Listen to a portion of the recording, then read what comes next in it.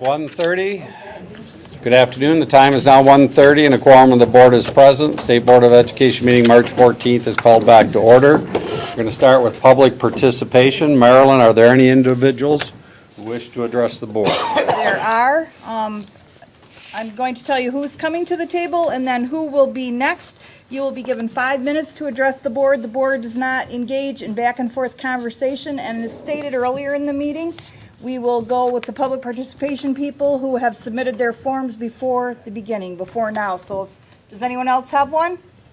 Okay, thanks. The first speaker is Rogelio Landine, followed by Mark McWilliams. And I just want to say that I am going to be stepping out shortly before 2 for about a half-hour meeting, and the presidents will be taking over, just so I don't disappear. I'm sure you'd wonder why. Thank you. Probably because you're tired of me. No, never. Anyway, let's get the clock rolling. Everybody's on the schedule. Good afternoon, esteemed board, Dr. Zeile, co-chair Ulbrich, Superintendent Whitson, and esteemed board. Last month you put forth the ESSA plan, and this is just to take a few minutes to touch on some things, and again, just more validation with the Ed Tech plan that was presented this morning. Regarding our resource equity solution in alignment with the Michigan ESSA plan, the Michigan 10 and 10 plan, and the Michigan 2017 Tech plan. Supports the systemic infrastructure of learner-centered supports, effective education workforce, and strategic partnerships. Performance Ed Solution is a comprehensive response to MDE's theories of action and guiding principal goal of reducing impacts of high-risk factors by providing equitable resources. How? By leveraging federal title funding, a recommendation that I have put forth all along. Achievement gaps. In terms of the reference in the plan, are essentially a summative result of stagnant proficiency gaps. Not to oversimplify, but if we can increase proficiencies, we decrease the achievement gaps. And I once served on the Achievement Gap Critical Friends work group and put in a lot of work in that effort for MDE. Our solution is responsive to the entire package of supports for partnership districts, the strategic supports for special populations, and 21st century community learning centers. The solution ensures compliance with ESSA needs rule, wherein every student receives all supports needed. Each component is an evidence-based best practice. Proposed in the plan is school quality and student success transparency dashboard. The solution provides much of this data as every component is inclusive of analytics with multiple stakeholder access portals contributing to enhanced accountability and assessments. The solution is ready to go now as relates to your holistic vision. The solution is deliverable by 9/1/17 with some components available before. Again, just as a review, comprised of digital literacy, device, access. You heard your tech director earlier refer to Khajiit. Khajiit is a partner in our solution and already available. Student behavioral wellness supportive services. Sometime back I shared the components of that program with Kyle. Hopefully he's had a chance to review it, and that in since then has been enhanced. Also, as you'll hear from later on, the cultural competency professional development becomes even more important as we have more children in poverty and we have more languages and diversity being addressed in our schools in the state of Michigan. Restorative justice, dealing with the whole issue of suspensions and expulsions and looking for alternatives based on best practices derived from Oakland, Denver, Broward County, and other districts who've had great success with regard to their approach on restorative justice options. Dr. Zeile mentioned earlier a call for steak instead of sizzle. I suggested to him that this is bone-in ribeye, aged a couple of years and ready for the grill. So I would invite you to please revisit the presentation that I delivered here 2/10/15 a couple of years ago. Much of that information is still valid and pertinent. It has numbers. I would welcome an opportunity to come back and update that presentation given everything that's happened in the last 30 days relative to our current environment. In the Commission's report, I won't get ahead of the superintendent, there were recommendations regarding at-risk students that it would cost $2 billion more a year in terms of funds for at-risk, high priority, and better teacher prep. Implementing the solution would immediately double that with no new money and positioning districts to raise up to an additional $15 billion for at-risk students. I'd like to come back and share with you how that gets done. I can do that privately with the superintendent and the leadership, or publicly with all of you given the opportunity. Thank you for your time. My 5 minutes is up. I remain a friend, partner, stakeholder in our mission for our children. Thank you for being here. Our next speaker is Mark McWilliams, followed by Julie Dye. Mark McMillions, did you like that? I don't know. I have to think about it. It sounds familiarly like a member of the board. Good afternoon, everyone, members of the board and Superintendent Whiston. I am Mark McWilliams. I work with Michigan Protection and Advocacy Service. We are a private nonprofit organization mandated to advocate for people with disabilities in Michigan. About a quarter of our work relates to special education and students with disabilities in the school system. So I'm here to urge your support for the proposed restraint and seclusion policy that will be before you later today. In December, the legislature passed a 9-bill package of laws that aim to reduce and eventually eliminate the use of restraint and seclusion. These practices are dangerous. In 2003, 2 students died while being restrained in school. Passage of the bills culminates 13 years of advocacy from the community, and I'm happy to report in union with educators and administrators to bring the bills to pass. The board has been charged with developing policy to implement the statute and to do so by the end of this month. And I was pleased to be invited to be part of a small review group to look at that policy and propose a draft for your consideration. I'm happy to report that that the department has moved forward. They've adopted a policy in draft which I believe conforms to the statute, implements the statute faithfully, and we would urge you to support it. Thank you. Julie Dye, followed by Redbird.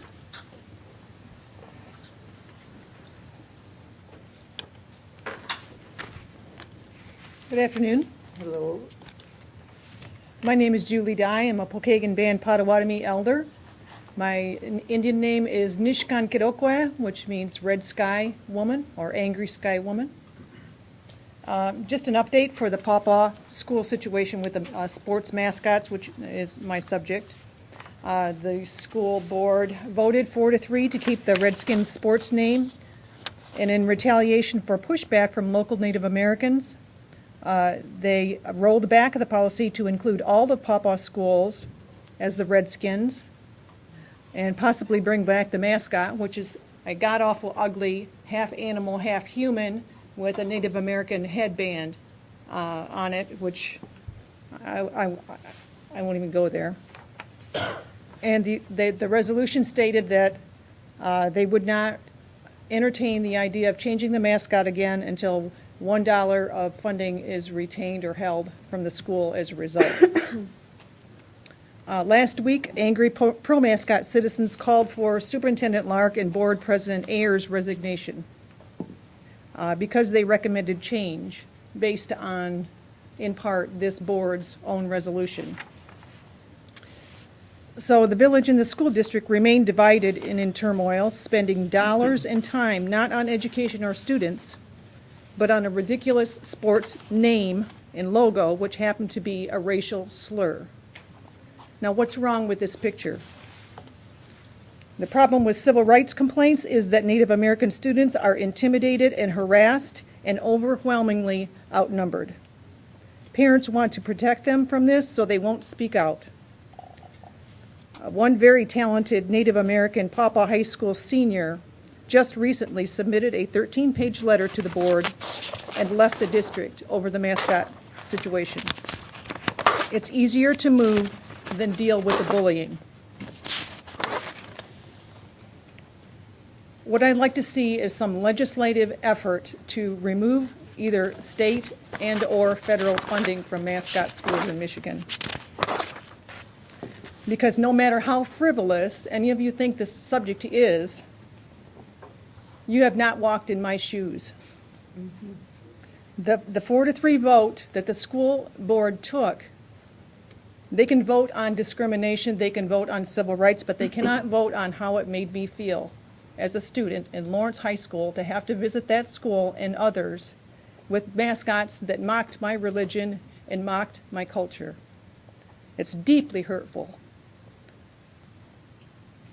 And that's what I asked for, and that's what we'll be addressing and continue to address the local school board and the state school board ongoing until these mascots are eliminated. Thank you. Thank you for being here. The next speaker is Redbird, followed by Chad Swan Bajero.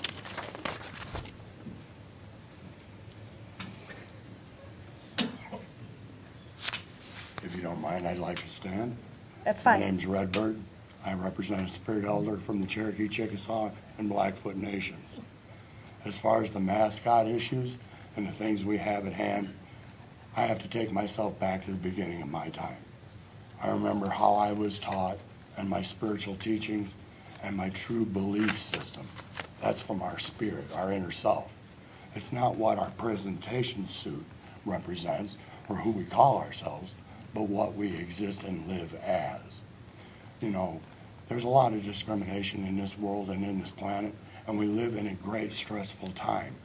But we're a unique organization of men and women that run our lives and conduct our business out of our spiritual well-being, which brings out our sound body and mind. So when people come out and they show themselves as being a warrior, do they really know what that means to fight like a warrior is? Because we've all had to fight our own battles in life. And I'll take you back to the days of my beginning. I couldn't understand why my mother was dropping me off at a strange place and leaving me, and she was crying, and I wasn't. And I was going to my first day of kindergarten. Well, because I adorned certain things my entire life, which was my belief system and what I was taught to believe in order to be honest and true and equal with all of you, because I love human unconditionally. But there's a difference between human and being. To err is human, but a being belongs. Why? Because they believe in themselves and they believe in their spirits. And because I wore a bear claw from my great-great-grandfather, which represented my strength and my centeredness and my forwardness and my drive and determination and dedication of self, I was shoved and locked into lockers, and I was called a sissy and a faggot, and I wasn't. I was an equal to them. They just didn't understand the depth of my train of thought and the spirituality that I was brought up under. Because we as all, no matter what our skin colors are or what our authenticity comes from, we all need exactly the same things to live upon this great Mother Earth. The thing we've lost the most is the respect for what we walk on.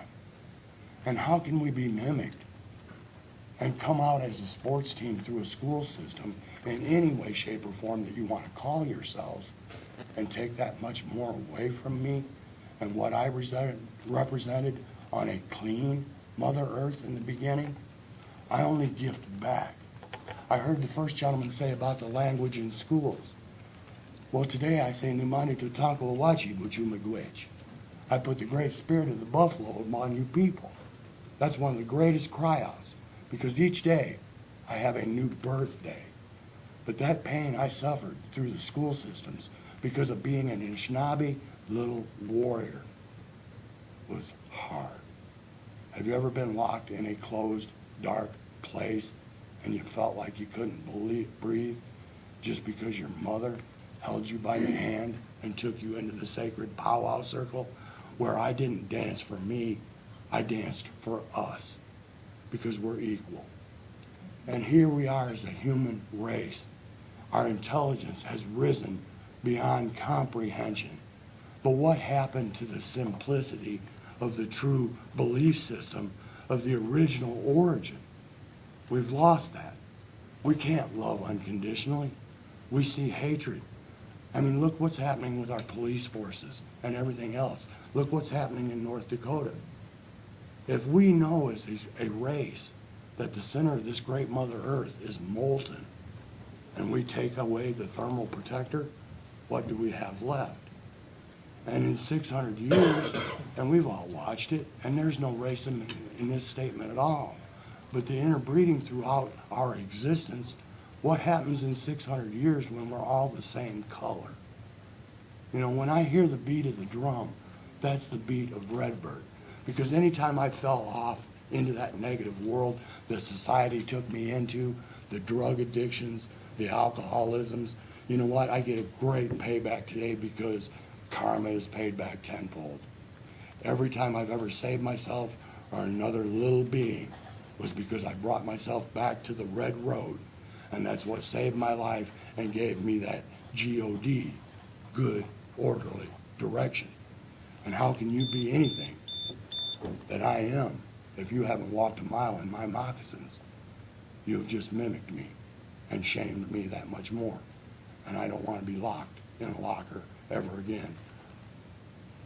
None of your children either. I stand at peace. Bonjour. Thank you for being here. Okay.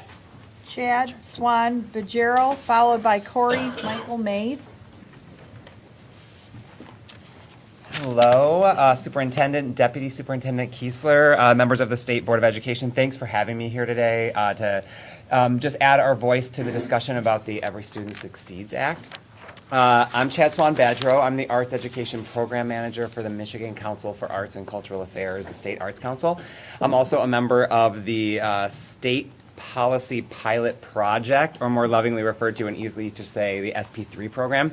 If you're not familiar with SP3, in 2014, Americans for the Arts, the National Arts and Arts Education Advocacy Organization, unveiled SP3, which selected 10 pilot states to develop state teams to work towards strengthening arts education by advancing state policy.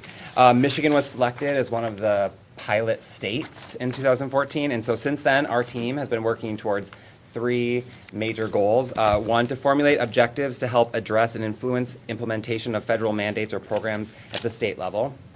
To expand state support of arts education policy and appropriations, and thirdly, to impact local access to arts programs and instructions for students. So we have a 6-member team, myself, Sarah Triplett, who is the Director of Public Policy for Creative Many Michigan, Ana Luisa Cordona, the Arts Education Consultant for the Michigan Arts Education Instruction and Assessment Project, or the MIA project, Brian Zocker, the Executive Director for Kalamazoo Regional Educational Service Agency, or KRESA, and then 2 members of the MDE staff, Mary Head, who's a department analyst for the Office of Improvement and Instruction, as well as Megan Schrauben, who is the Integrated Instruction Consultant within the Office of Curriculum and Instruction. So I'm just here today on behalf of the SP3 team to thank you.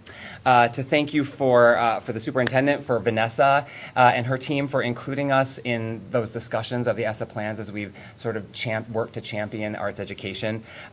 Vanessa and her team have been so open and honest and transparent, so welcoming us to the table as they're having this discussion as a larger department. We believe, as many do, that arts education, that all students deserve access to arts education. We know that it boosts literacy, English language arts skills, along with advancing math achievement, developing critical thinking, as well as improving school culture, dropout rates, and increasing parent participation and involvement. So we are just excited that we've been able to be part of the discussion, and I want to call out just 3 pieces where inclusion of the arts have been included. that are of particular importance for the arts education community that we're excited have been included. The first, that time spent in fine arts, music, and physical education is now an indicator in the state's accountability system. This measures the amount of exposure students have to courses in the fine arts, music, and physical education, and is a key to Michigan's Strategic 10 and 10 initiative. We're excited that that's been included.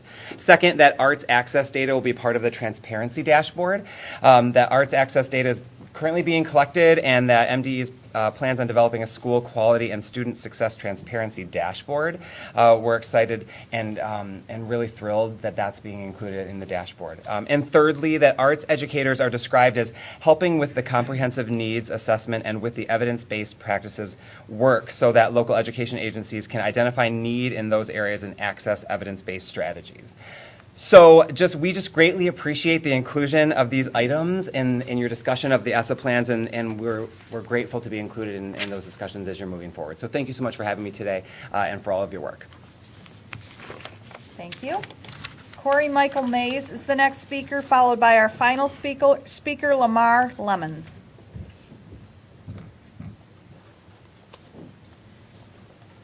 I'm going to bring a friend with me today. This is Karen Salvador, president of the Michigan Music Education Association. I'm here as the executive director representing that group and also representing the Michigan Music Conference, the Michigan School Vocal Music Association, and Michigan Youth Arts.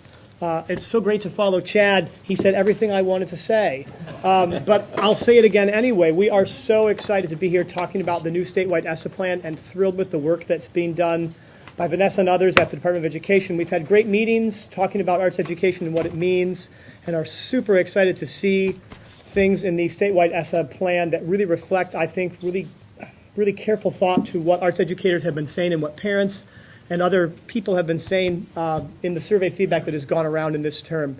First and foremost, time spent in the arts, music, and physical education is now going to be an indicator in the state's accountability system under school quality or school success. Fantastic. Second, arts access data will be part of that transparency dashboard. Third, state-listed strategies for supporting LEAs to provide equitable access to well-rounded instruction will include music and arts specifically listed as options under this group. And arts educators being described as helping with the comprehensive needs assessment that LEAs will submit with strategies for their own plans. Also, lots of different mentions of STEAM education within the ESSA plan. There are still some mentions of STEM that we'd like to see switched over to include STEAM. And then reminding everybody, again, about that feedback from parents and other constituents in that first survey go around earlier this winter, overwhelmingly supporting music and arts education. So the folder that we distributed to you is what we brought around to legislators today, and we wanted to call your attention to legislation that we're suggesting that would mandate kindergarten through 5th grade elementary music instruction. The reason we think that's important is that we don't currently have a policy in place in this state, and we're one of only 5 states that doesn't mandate elementary music instruction. If we don't give that guidance, then we will continue to have an unequal playing field. Right now we have amazing arts and music instruction programs in some districts and not in others, and it's just a lottery according to where you happened to be born, whether you get to have access to this instruction or not. We know it's important for all children to receive a well-rounded education, and particularly kindergarten through 5th grade, music instruction is developmentally appropriate. And we want to see more time of these children being able to think in different ways, being able to move their bodies, being able to engage in their education. And finally, I want to extend another thank you. There's lots of ongoing conversations regarding certification. Right now, the Department of Education is looking at the certification as part of the Superintendent's Top 10 and 10 initiative. We're really excited to be part of those conversations and making sure that every music educator is a JX or JQ certified music educator in the classroom. And those are things that haven't always happened in the past. The staff has been great to work with. I think we've been part of, I don't know how many workshops and roundtables and survey feedback sessions for about the last 18 months. And everybody has been so warm and receiving our research and our data and happy to talk with us and listen to what we have to say. It's been a lot of very positive meetings with the Department of Education staff, and we're very happy to be involved. And we'd like you to continue considering the Michigan Music Education Association as a resource to you.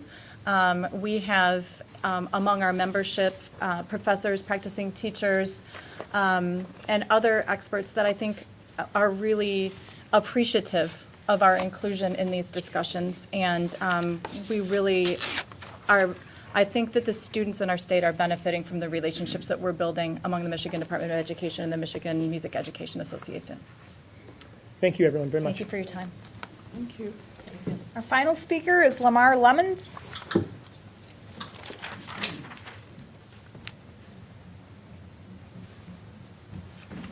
Good afternoon. I'm Lamar Lemons from the Detroit Public School Community District. And my first thing is to come with a clear ask.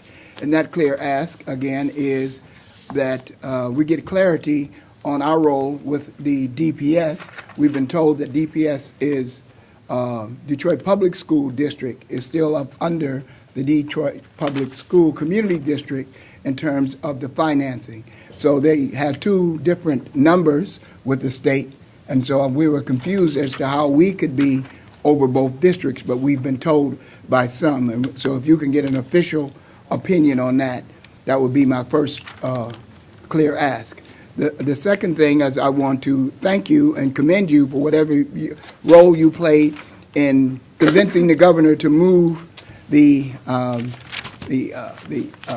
control formerly under the SRO until the Michigan Department of Education and under the leadership of the Superintendent of Instruction. That was one of our clear asks, and we look forward to having a very productive relationship with this body as well as Superintendent of Instruction and Department of Education in working to move education forward in the city of Detroit. And so we are, and of course with the intermediate school district, we're all working together in the common good for elevating education standards within the city of Detroit. And that is, and I'm speaking in my role as a school board member who happens to work in the legislature now for, and as a former legislator, we are very, very pleased in the direction that we appear to be going. The other thing I wanted to say is that the district is financially still insolvent. Currently, the district is being balanced by the teacher vacancies.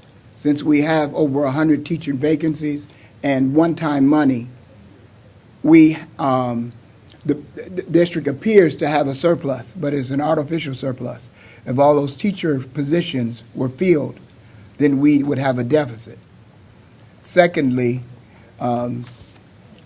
because we have that teacher shortage, we have overcrowding in classrooms, and which directly impacts academic performance, which directly impacts the quality of education, which directly impacts the potential penalties that can be imposed by the state, so it becomes a vicious cycle. And so we look forward to coming up with some type of financial remedies or whatever we can do to bring teachers to our district whose salaries are no longer competitive with the salaries in the area. And so those are the areas we will specifically, immediately, that we need assistance in. And finally, we would like to make sure the clock starts July 1st, 2017, onto any gauge that you're using, and not to retroactively use performance that was done under the state's operation of the district, as the SRO was attempting to penalize the Detroit Public School District for the state's operation and in essence their performance, and then impose the penalties on the incoming school board. Thank you. Thank you to all our speakers. That concludes public participation.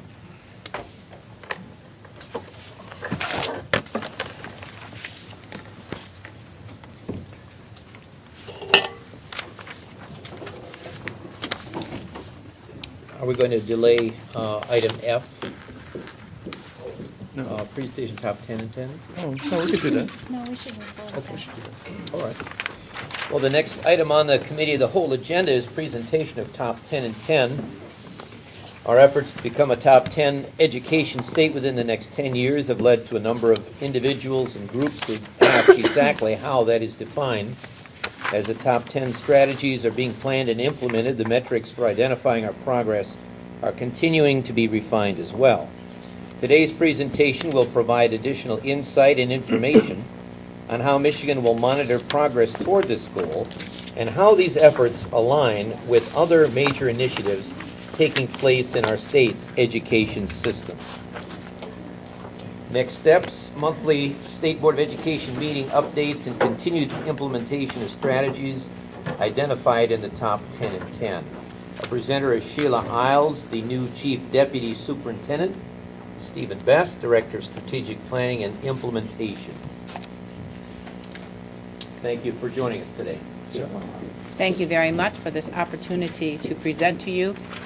Since this is my second full week at MDE, I will tell you I am on a steep learning curve, and so I still have much to learn about the top 10 and 10, as well as a lot of different aspects of MDE, including learning everyone's name and who does what. And so to help me today, I've asked Steve to take the lead in today's presentation to share with you the metrics that we will use to measure our progress in becoming one of the top 10 education states over the next 10 years.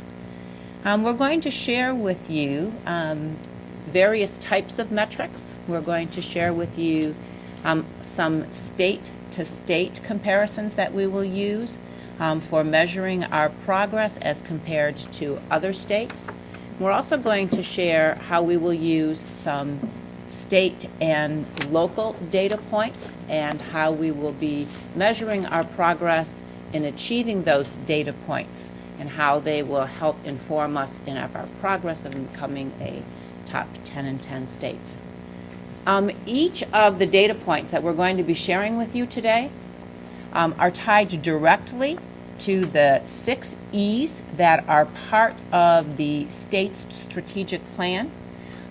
In the state's strategic plan, there are 6 E's that we use to evaluate our progress. They include early learning, exit ready, effective educators, efficacy, engagement, and equity. For today's presentation, you should have a couple of handouts. A one-page handout front and back that summarizes the demonstrates the 6 E's and summarizes the data points associated with each, as well as a copy of today's PowerPoint presentation. So we are ready to take you on our journey to share with you the metrics for measuring our progress. All right. Good afternoon, everyone. As you can see there, and as you know, in our work in the top 10, we've used our analogy of traveling this path down the road.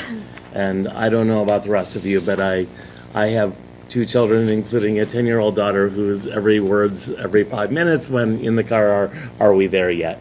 And the analogy seemed very appropriate when thinking about looking at where we are and what standards we might really judge our progress as an education state by. So this presentation is really, and this is one of the main points we really wanted to stress, it's about her and the 1.5 million kids in our state that are in our school systems.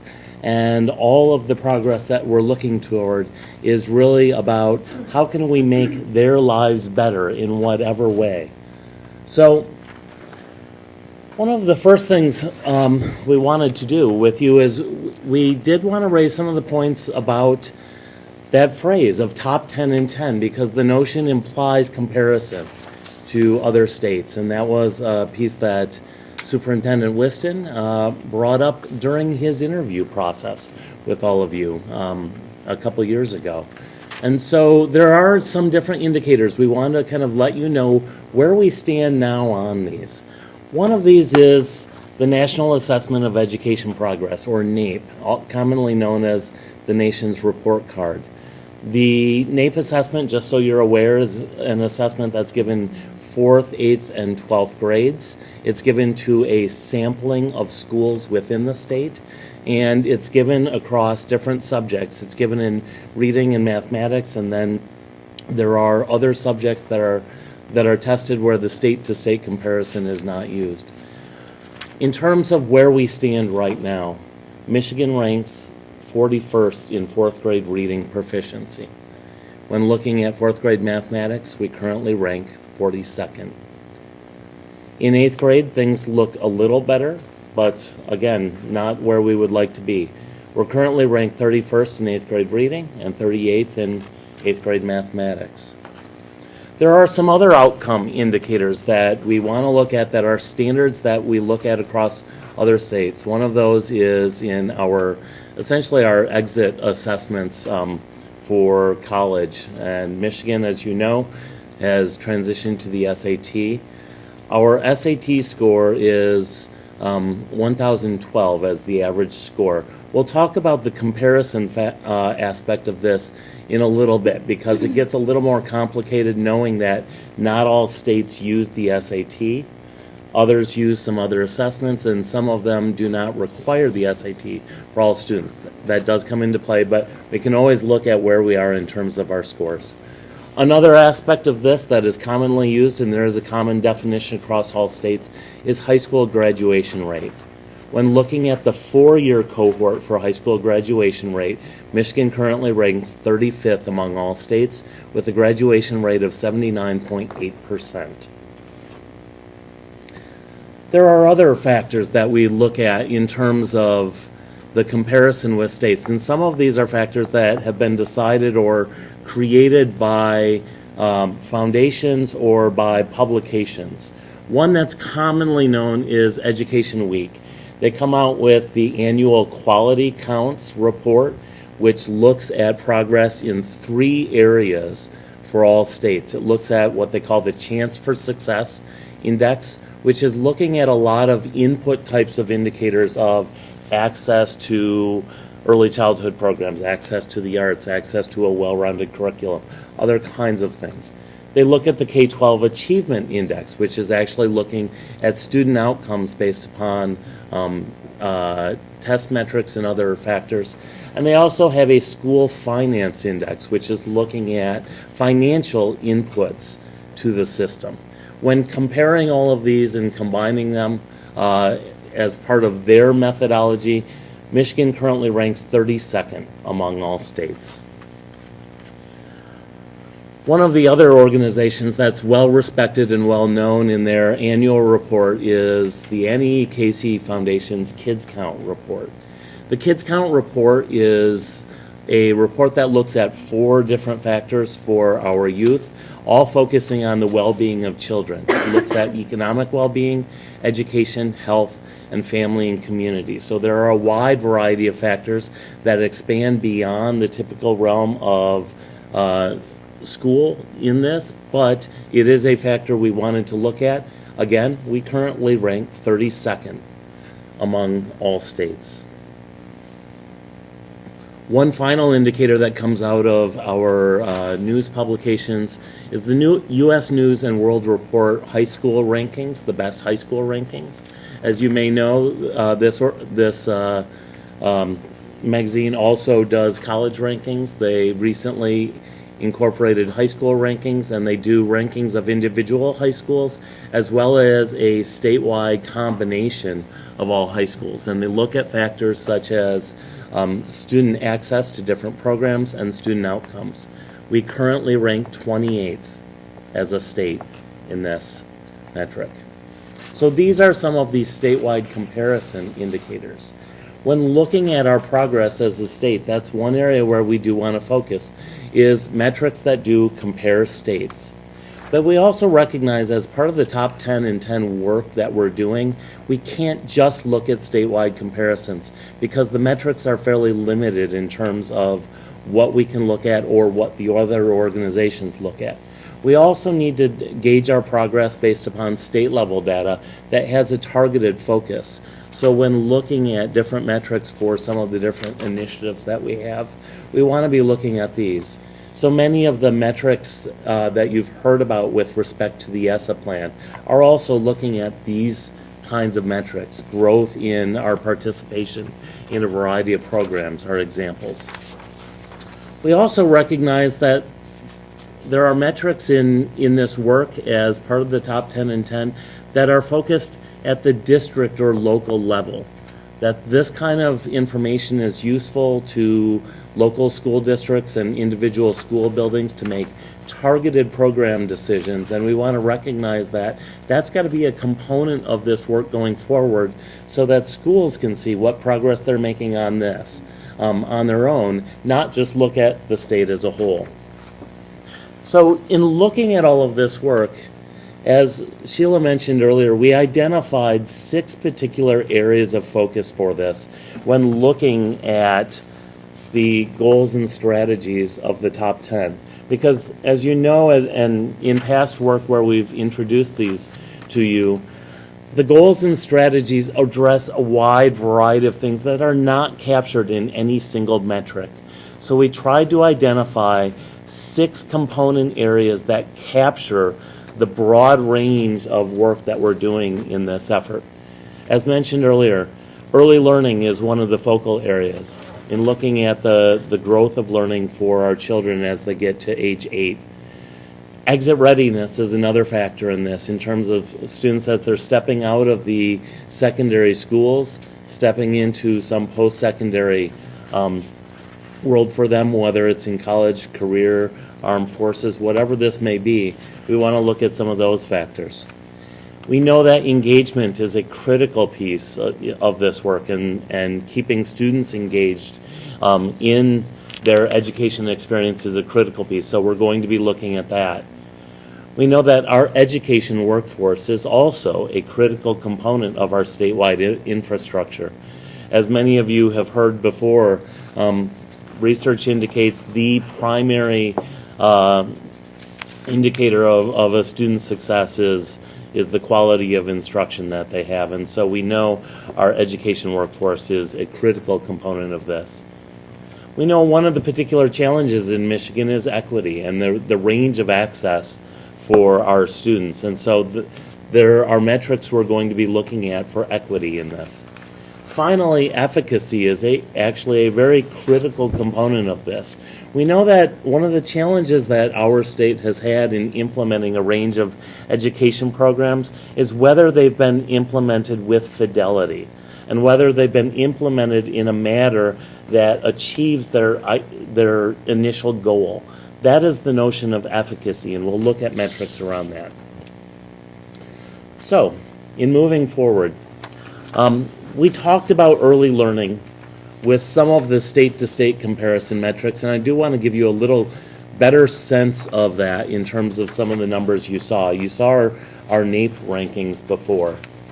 What does it mean for that 41st rank in 4th grade reading? Well, this gives a little better analysis of it. As mentioned earlier, the NAEP assessment is a sampled assessment. It is not given to all students. In fact, it's only about 3,400 students in Michigan out of our 1.5 million students that do participate in NAEP assessment. When looking at the assessment for 4th grade reading, there are 2 kind of benchmark measures for the assessment. One is a proficiency benchmark. Currently, Michigan has 29% of students on the NAEP assessment counted as proficient by their standards. They also have another benchline mark for basic ability in reading. 63% of our students in 4th grade are meeting that particular measure. You can see on the map as well by some of the color comparisons here the different proficiency ratings and where our states rank. Obviously, on a map like this, we don't want the darker colors that are showing up here. So our goal is to move toward yellow in a map like this. There are similar indicators that we could look at for all of the areas of NAEP assessment as well.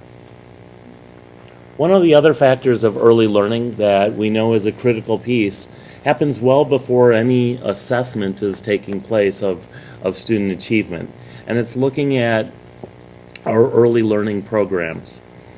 Michigan was ranked as part of an assessment done by the National Institute for Early Education Research.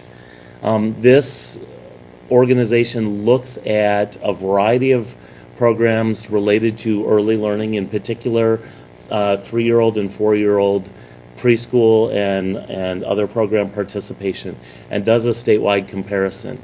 Currently, Michigan ranks 15th among states in 4-year-old programming for preschool. Michigan is not ranked for 3-year-old programming because we do not have a 3-year-old program in our state. This organization also does look at state spending for this, and we currently rank 12th among all states for the level of per child funding for this. When looking at all funding sources, including federal and state and foundation funding, Michigan is ranked 18th. One of the big challenges that does come up with respect to these rankings has been identified by another group that does focused research and statewide comparisons called the Center for Law and Social Policy, or CLASP. Their data is shared here on the screen. One of the factors in particular that has been a challenge for Michigan is the drop-off in participation in early childhood programming.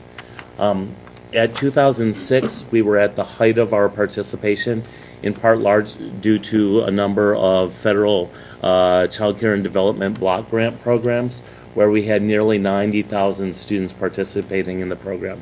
Now we have less than a third of that. Likewise, when looking at the number of providers that were available, we have less than 1/7 of the providers that were available in 2006. There are some other metrics we do want to be able to look at as well for early learning, knowing that we want to align with a range of policies that are going on in our state. One of those has to do with third grade reading proficiency with the third grade reading bill, as well as just our overall proficiency in English language arts and mathematics from our statewide assessment. As you can see here, this is our current level for this. This is a metric we would be following as we move over time, or as our assessment moves, we will continue looking at this. But just to give you a sense of where we stand, our students are currently ranked in one of 4 categories: not proficient, partially proficient, proficient, or advanced. Currently, for third grade, 46% of our students are proficient.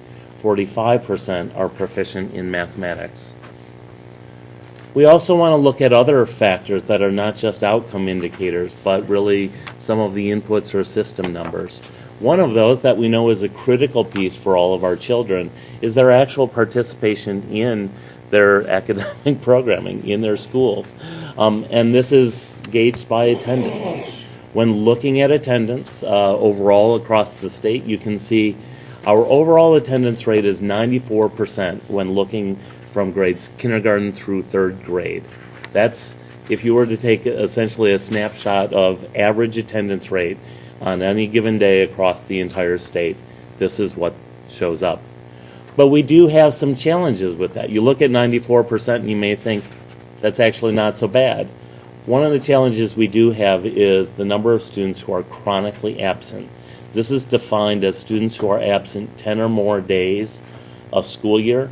14% of our students in these grades, 1 out of every 7, is absent more than 10 days during the school year.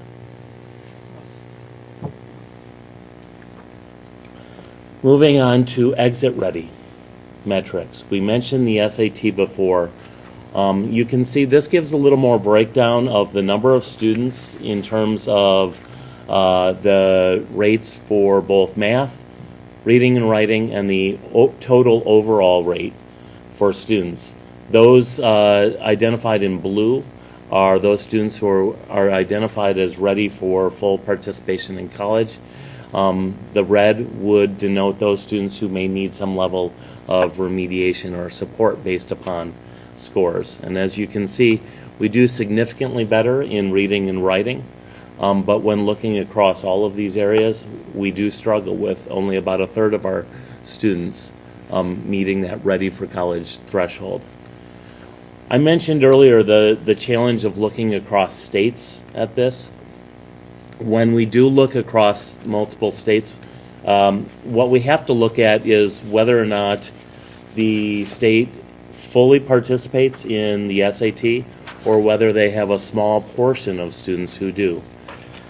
That can be analyzed by something called the Adjusted College Entrance Exam Rate, which essentially looks at participation and weighs that participation out compared to the statewide average. The last time these metrics were calculated, and they will continually be calculated, but it takes some time, was in 2014. It was calculated both for the SAT and the ACT. For the SAT, Michigan ranked 15th overall, but note that at that time, only 4% of students in 11th grade were taking the SAT assessment. That's part of that weighting that is done because we know that that 4% is likely not a representative sample of all 11th grade students.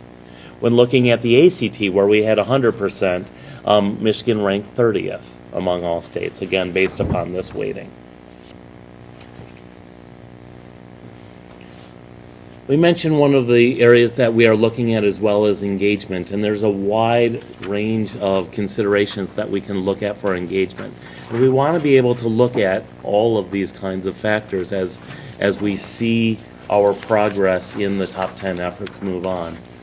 One very simple way of looking at engagement is to look at attendance, because we do recognize that you got to be there to be engaged. And so you can see here a breakdown by grade level of the metrics that you were shown earlier for attendance. Again, our overall average across actually all grades is also 94%, but you can see a decline both in the upper grades as students may be skipping out of class, may be absent for whatever reasons, but we also see lower numbers at the kindergarten level, and that is a particular challenge that we may have. This is also reflected by the other attendance metric that we looked at earlier, chronic absenteeism, which again is students who are absent for 10 or more days during the school year.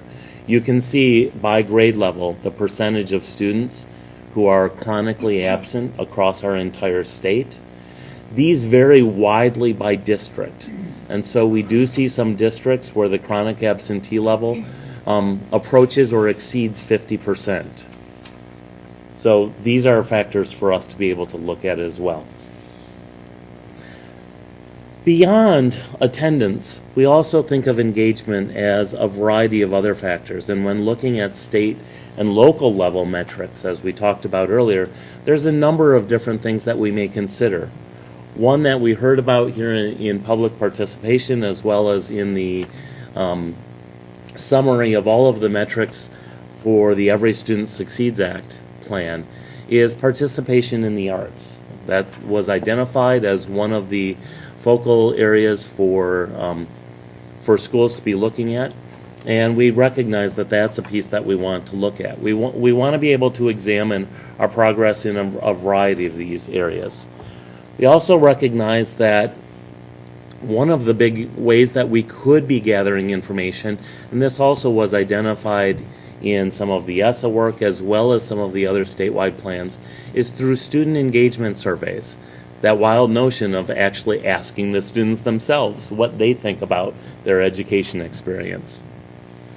Likewise, we know that there are a number of programs that have been set up in our state, and we've talked about these at various points in the past, that are intended to really support the individualized learning needs of students, including our career technical programs, our personalized curriculum options, and other programs. So we're going to be continually looking at the growth in personalized learning programs and plans as we proceed through the implementation of the top 10 efforts. When looking at our fourth E, we're looking at effective educators. We know that there are some metrics that we can look at, including the metrics that tie to the state evaluation of educators. Currently, when looking at those metrics now, about 97% of our teachers are rated by their local school districts as effective or highly effective. Yet we know that we're facing challenges in terms of student outcomes, both in assessments and general outcomes in life. So we recognize that there are other metrics that we probably want to be able to look at aside from those to give a clearer picture of what is going on in our state. We've identified 3 of these in particular now, but there are going to be a range of these that we'll look at in the implementation of those plans that are specific to effective education workforce as a focus area. One of those is attrition and mobility rates of educators. We recognize, and I believe a number of you have called out, these challenges in many of our districts of teachers, very strong teachers in some of our more challenged districts who are moving out to other areas both for salary as well as for work conditions. This is a factor that we want to be able to look at over time. One of the factors that's been identified as one of the single most effective strategies for supporting quality instruction and quality educators is a strong mentoring and induction program. These are a part of some of the different initiatives that have been identified in the Top 10 effort, including the residency programs that I know Superintendent Whiston has spoken of as well. We're going to be looking at participation in these programs over time. Some of these programs do not have strong metrics to them yet, but we're hoping that we'll be able to gather more effective data on some of these programs as we proceed through our implementation. Again, we also know that the perceptions of our educators are a critical component of understanding the various factors that either can support or be to the detriment of our education workforce. So we're going to be focusing on the use of educator perception surveys as, again, identified in some of the work in ESSA around the education workforce components of that plan. Equity is a major consideration in our state, and I know it's a factor that all of you have voiced particular concern for. In looking at any of our initiatives in our state, we want to be able to look at equity of access. We want to be able to look at equitable outcomes or opportunity for students. So we've shared some data with you here just to give a sense of how we will look at this, but the challenge of equity is we need to look at equity not overall as a state, but for every single factor that we look at.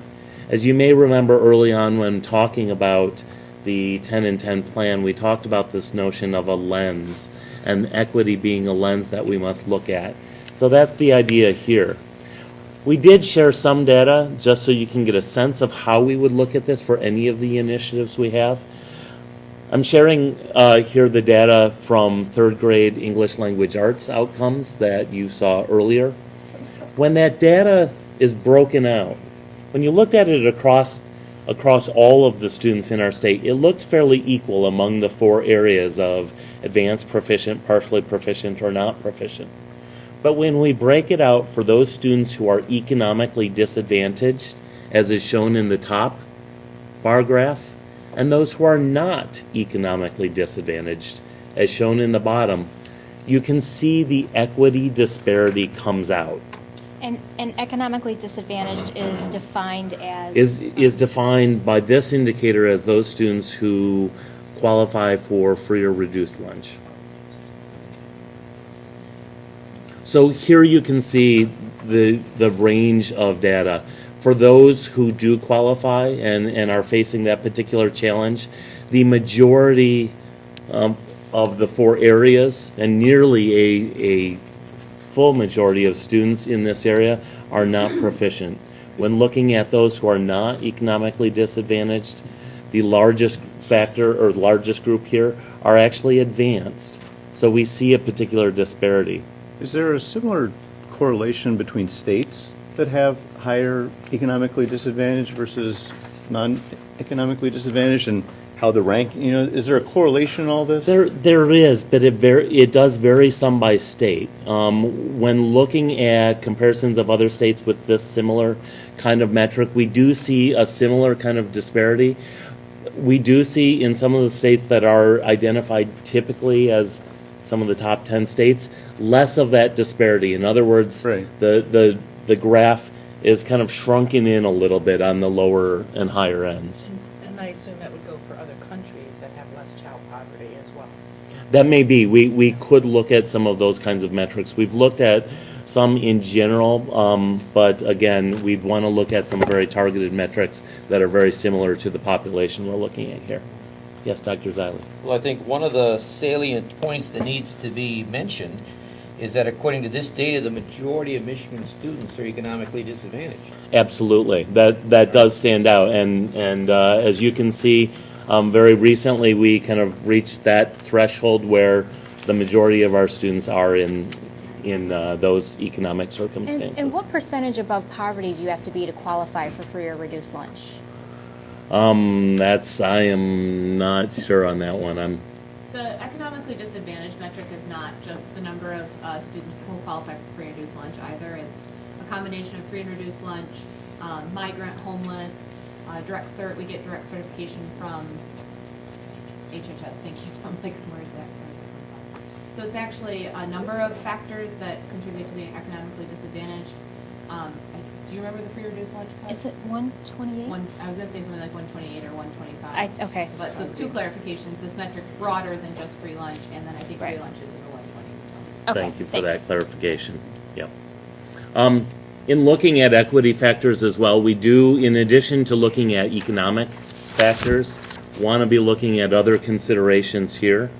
As you can see, the disparity for students who are African American, for those who are students with disabilities or are English language learners, we also see some similar kinds of disparities. Yes? You like cross-reference with,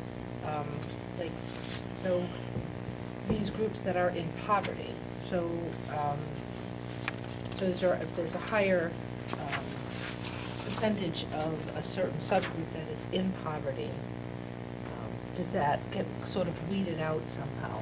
In that particular graph, it does not, but that's a part of what we want to look at, is to recognize for any given initiative we have, if we, for instance, had a targeted focus on economic disadvantage, what is that going to do to some of the other equity issues that are represented in the system? So if there is significant overlap, for instance, with those students with some other group, we want to be able to know that, to know whether or not we're truly addressing the issue, or if there isn't overlap there, do we need to have kind of a multi-pronged approach in terms of how we would try and address those equity issues? I'm also, because I've not seen studies where they say, they'll take African American students and compare them to white students, and showing that both groups are not progressing the way they should. But I'd be curious to see the percentage of poverty and the increase in poverty over the years, particularly child poverty,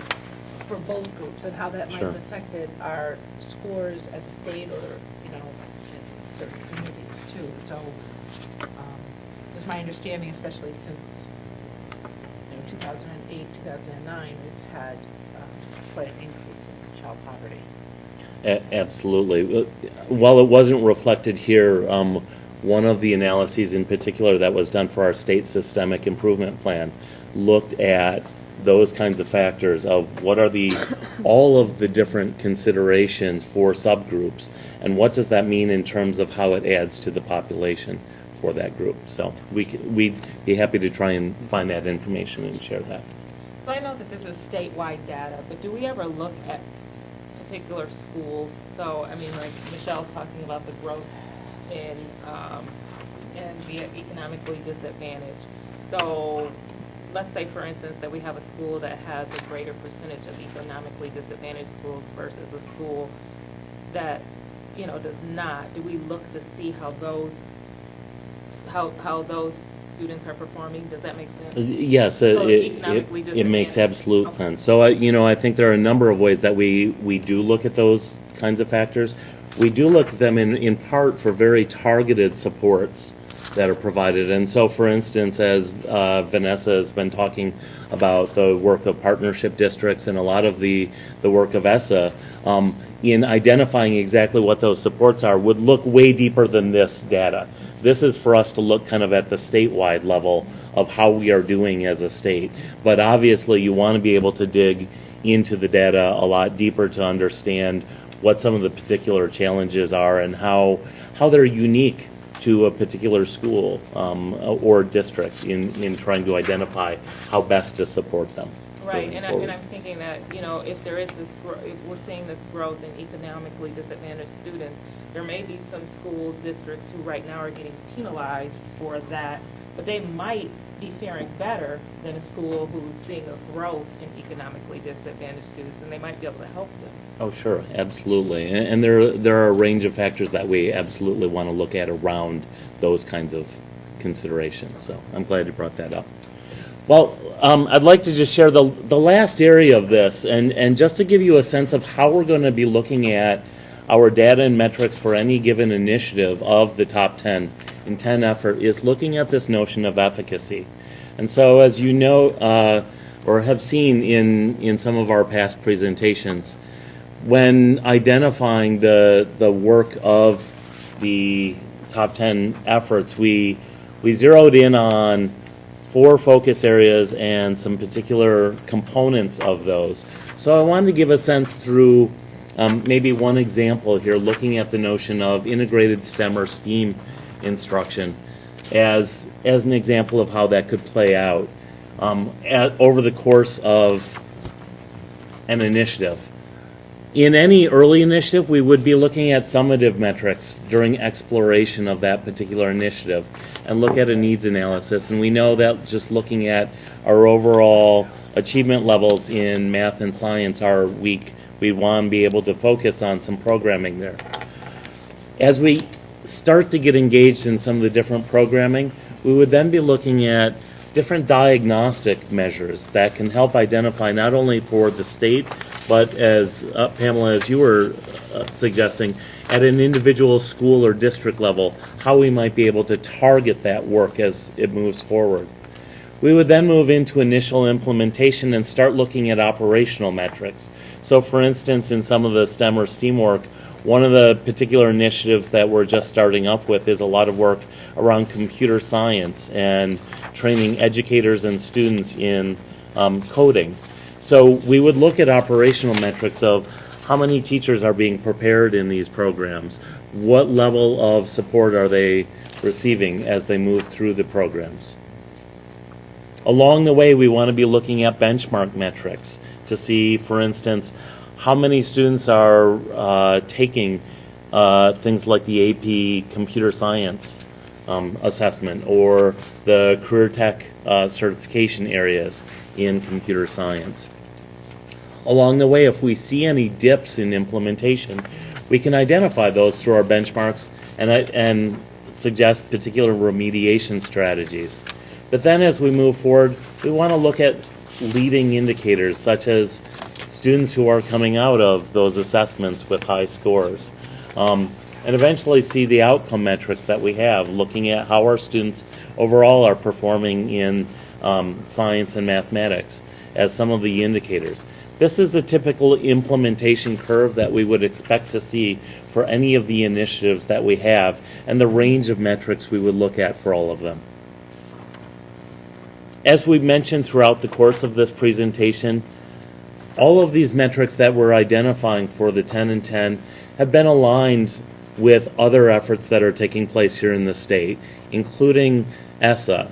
We spent a lot of time working with our colleagues who are working on the particular action plans in ESSA to make sure that we're trying to have alignment between the 10 and 10 and those particular efforts.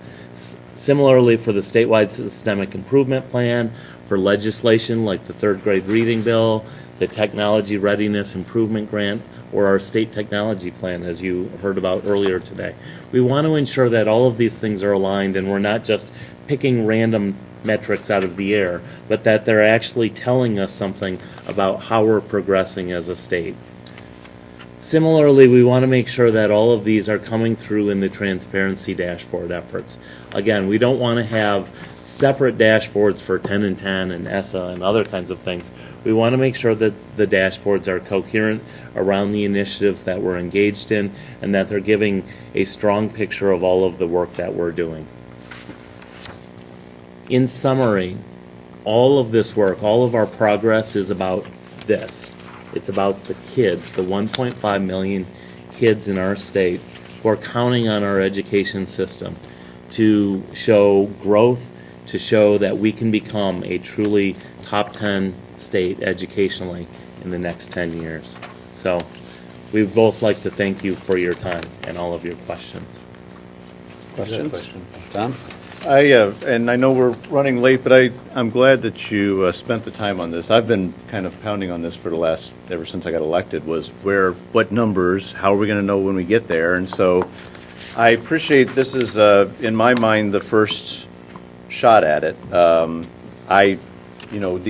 not sure I agree with the metrics that are being looked at. I don't know if you're telling me that we need to be 10th in all these or better, and that means success, and if we're not, then that's, or if it's more, as Vanessa said in Ed Week, is this more motivational instead of empirical? Is this not, are we really not going to try to get to 10? We're just, this is something to motivate us. But I do appreciate it. I don't think we should wait 10 years. I'm assuming that when we agree on the metrics, that we'll say, where should we be next year? And we'll be able to tell next year if we were actually successful, or if we're not going to count on everything. We're going to be there in 10 years, but we're not sure where we're going to be in the first 9. So that's fine.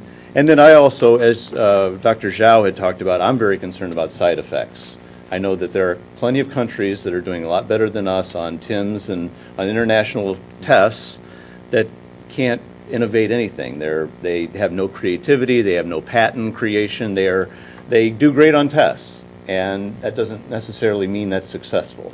And so I'm very concerned about side effects, but I'm glad that you've put this, to me, in my mind, you've put it on the table, and now we can wrestle with whether these are the right ones, which ones, how do we get there, what are the side effects of things that we think we can get there. I personally believe that maybe allowing more creativity, I think that there's many ways that we could improve and let locals kind of figure out, experiment a little bit, or try different ways. Maybe it's phonics based that gets them there quicker in certain areas, or maybe they want to devote some resources to other areas. So I think it's I appreciate this.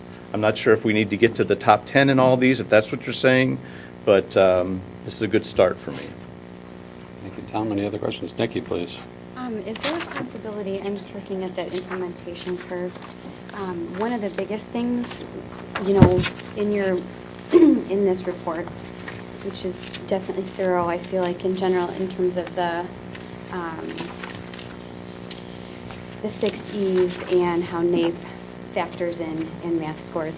So reading, where we're really the lowest. Effective educators, I think, is one of the biggest improvements we can have. It has a single slide in here with it, but Sure. So I'm wondering, can we add to that? And I think that the board can actually play their role in terms of changing the certifications, because most teachers that you talk to did not actually go through coursework or certification requirements to implement best practices in teaching kids how to assess, intervene. And so, in terms of the implementation curve, it seems like, I guess, quote unquote, empowering educators would be one of the big things in exploration and eventually in full implementation, Sure. which is something we could definitely help. So I would ask that you incorporate that, and then also we should be doing a thorough research of what evidence-based practice is out there and how that should change the certifications that we can help collectively guide. Absolutely, and I'm glad you brought that up. That is one other factor in that implementation curve, a lot of those metrics around operational pieces, we recognize are pieces that are likely tied to professional learning or other kinds of efforts that are addressing the needs of educators in the program. So for instance, in our early literacy programming right now, the fact that we have now a set of literacy coaches around the state that are spending time with them, that's one of those operational pieces. And then as we get them more involved in schools, we would probably be changing the metrics to look at, instead of the number of literacy coaches, what is the dedicated time they're seeing on this, or what are some of the observed practices that they're seeing changes in. Right. So those are things that we'll want to be tracking over time, and that's a great point. But to be more specific, even, I guess, and even more targeted in terms of what the board can help with in that process is changing the certification requirements in colleges and universities in the state of Michigan, which I think is definitely one of the things that teachers have asked for. Yeah. So even the metrics that you're talking about, and the process you're talking about in Top 10 is good too, but also going back to square one in terms of empowering them with the skills and tools from the start. Sure. So I don't know if we can get research available on that and start talking about that. And We can absolutely gather that research, and a lot of that, I know for the slides today it was fairly minimized because of a lot of information there, but I think a big part of the educator component of our ESSA plan, as well as our components that are focusing on educators in our 10 and 10 plan. We'll get at a lot more of those details, but I'm glad you asked that. We'll get that information for you. All right, we have Dr. Z, then Eileen. On the NAEP scores, let me just make this comment. I looked at the NAEP scores, and I noticed that Michigan's scores were 5 points or less difference between Michigan's scores in math for both 8th and 4th grade and the United States mean. And there's 500 points on the test, so that's less than, we're talking about a fraction of 1%, which also tells me that if we're this far down in the ranking, it must mean that the horses are all crowded together. You know, in a horse race, the first three may be, neck and neck, and then the fifth horse may be, 2 laps behind. That's a significant gap, 2 laps. But if we're, if we're all that crowded around the mean, then it's not that, we're not really talking about a significant gap here with the NAEP. The other, that's my observation. Now my question is, our 8th graders, which are 31st and 38th this year, where were they 4 years ago when they were ranked as 4th graders? That's a good question. Do we observe any shifting in rank? I mean, are they falling behind vis-a-vis the other students? That would suggest something about our school, our system, our cultures, or whatever you want to call it, that causes them to be less effective, our schools to be less effective in grades 5 through 8 than they were in K through 4. I'd be interested in that kind of data and what that may imply about. We can gather that for you, absolutely. Eileen, please. Because we've been talking about teachers in schools versus teachers in preparation, I think it's a really good, quick exercise, because you won't have this data. I just want to raise these questions, get you off the hook right away. But Nikki's just raised the question of how do we impact elementary education teacher training. So there are about 100,000 school personnel in public schools in Michigan. I don't know how many of those people are L-Ed teachers, but if there's a way to just do that subset analysis. And we're having a bulge in hiring right now. 2 or 3 years ago, I believe we were hiring 3,000 to 4,000 teachers a year, Brian. Is that about, I'm sorry, putting you on the spot. That's not very fair. But No, you can do that. Wasn't it 3,000 or 4,000 teachers a year when you were coming on board? Yep. And at this point, a number I heard recently was 10,000 teachers in the last year. Is that was the number of new teachers being inducted? Is that accurate, or is that high? We can verify the number. I don't want to give the wrong number. Well, the only reason I'm bringing this up is it would give us a picture of who's coming up because there are a lot of retirements. Yes. And how can we impact that? Because I suspect that there still are way too many people in the schools who don't have that training than there are teachers coming on board in the next 4 or 5 years that we can impact in the EPIs. And then the question would be, and this is what we're wrestling with, we don't have any impact on retraining the teachers who are in the schools with a specific methodology. You know, curriculum is theirs to handle, and it's very hard to figure out how to motivate them to take existing training dollars and do what we know has to be done for reading or for some other program. So at some point, Brian, if it's possible, I'd love to have a discussion, maybe even next meeting, even if it's short, on just how this is going to take place in Top 10 and 10. That's been my question from the beginning. How do you motivate people? How do you lead them to it? How do you make it so that people really want this training, which I would think a good teacher would. And I'm seeing in Zealand right now, I'm sure there are other places where they're doing it, but we just don't have a mechanism for passing that information on and actually causing it to occur. So there, I'm sorry. Very good. Can of worms. Yep, Michelle, please. I just had a question. So with the NAEP scores on page 8, it says 29 proficient and 63 basic. Is that 63, is that 63, is it 63% basic and above, or 63, so the total would be what, 92? What that means is, so if you think of, I'm sorry, I'm visualizing the bars in front of me. If you think of all of the scores kind of in a range, the threshold cut for where the proficiency bar is, 29% of those students are above that mark. The threshold cut for where basic ability is, 63% are above that mark. Okay, so Includes 29. So it's. So of the Just 63%. 63%. That includes the 29. Right. Right, Yes. yeah, Right. exactly. Okay, because I just, one thing, I know under NAEP, it's different than, proficient is different than under some of the state It tests. is. And it's much harder to get proficient on NAEP than it is to get proficient on the M-STEP. It's considered, you're doing better than just the average. Proficient is above average. So I just wanted to make that distinction. Sure. And I also, I'm really interested with the data that you have, and this is really helpful and really comprehensive.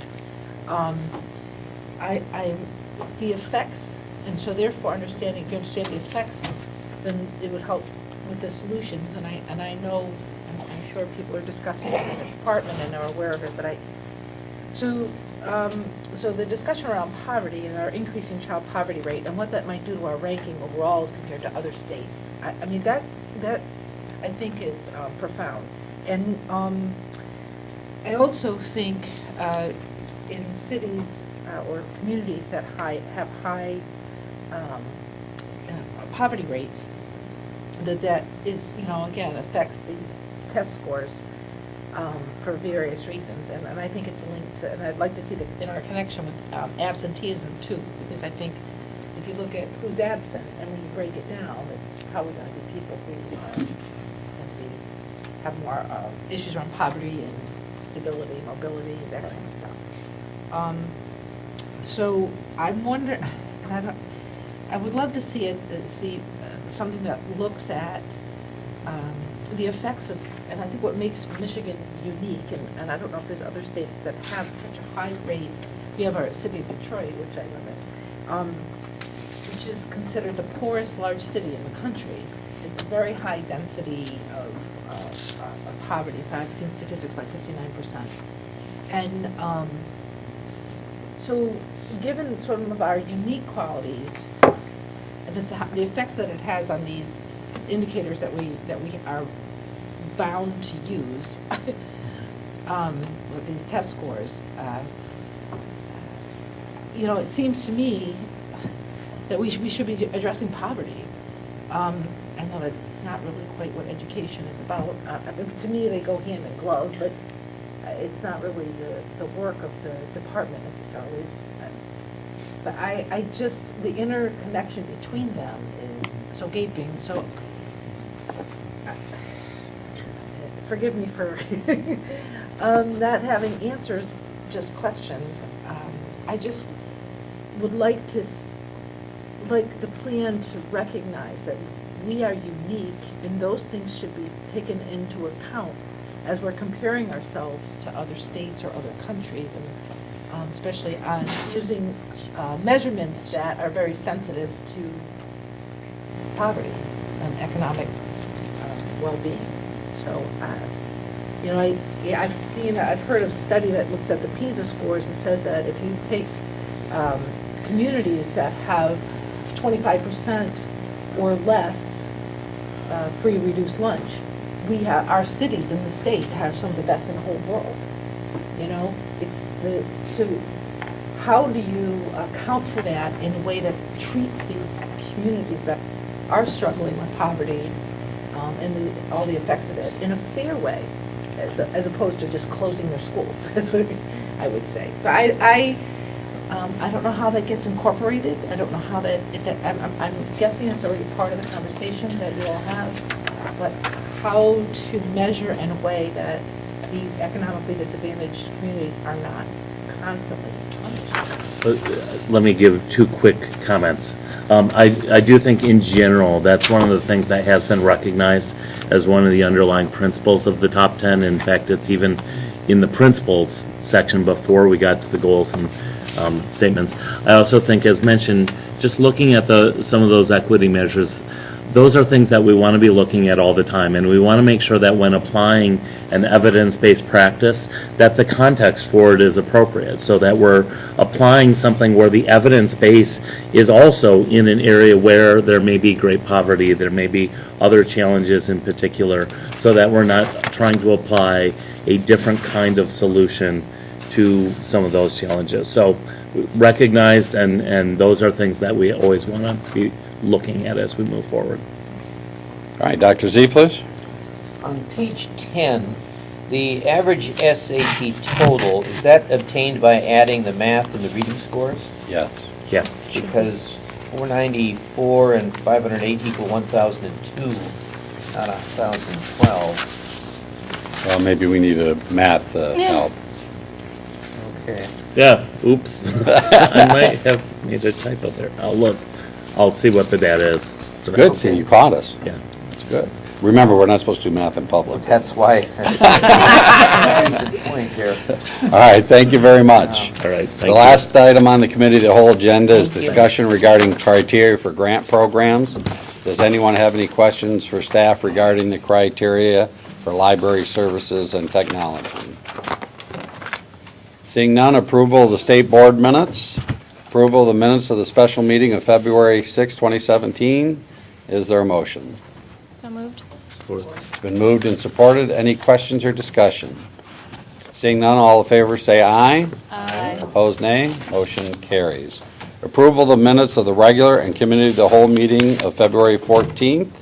Is there a motion? So moved. Support? It's been moved and supported. Any questions or discussion? I have one item. Yes, please. After the last public comment, I had suggested that we share the information with the Office of Civil Rights with the individuals. I was actually referring to the U.S. Department of Education Office of Civil Oh, not Rights. that, okay. Not the Michigan Civil Rights Well, we Department. did support it to this one. We'll do it to the other one now. All right, thank you for that clarification. Yep. All right, anything else on that? Seeing none, all those in favor say aye. Aye. Opposed, nay. Motion carries. Co-president's report? Who's going first? In the interest of time, I will forego my report, other than to say that Tom, Michelle, and I had a wonderful visit with Osborne High School, which actually includes 3 high schools within one, and all 3 principals met with us. We were able to visit some classrooms and talk to some students, and it was a very enlightening visit. And the one thing that we did take away from that is that they use their Title I funds to keep their class sizes very, very small, which I think is really impressive, and hopefully the Title I funds will not be diverted to other things. We'll allow these schools to continue to do that. Thank you. Dr. Z? Simply state, now that the 21st Century Education Commission's report has been made public, now we can discuss aspects of it. we will be discussing, I guess, just the portion that the recommendation of changing the State Board of Education. But I'm hoping that our board will be able to discuss other aspects of that report, make evaluation. I suspect we'll have some diametrically opposed views, but I think it would be helpful to the process for those to be aired. So I look forward to going into other details in the Commission's report. Very good. I'm going to give a quick report, but I think we'll have a more detailed. In the future. Report of the superintendent. So under the partnership agreement, we've begun developing a partnership agreement with 10 school districts, including 38 buildings. The goal is to improve achievement levels at the lowest performing schools in Michigan. Under the partnership agreement, the local districts remain in total control of the schools with the support of MDE and its partners, including the local ISDs. The districts have until the end of April to reach an agreement. If no agreement is reached, then the next level of accountability would be implemented. But we'll provide you the meetings and the timeframes, and we're on schedule to get them done, and I think everybody wants to do that, so I don't think there's a problem.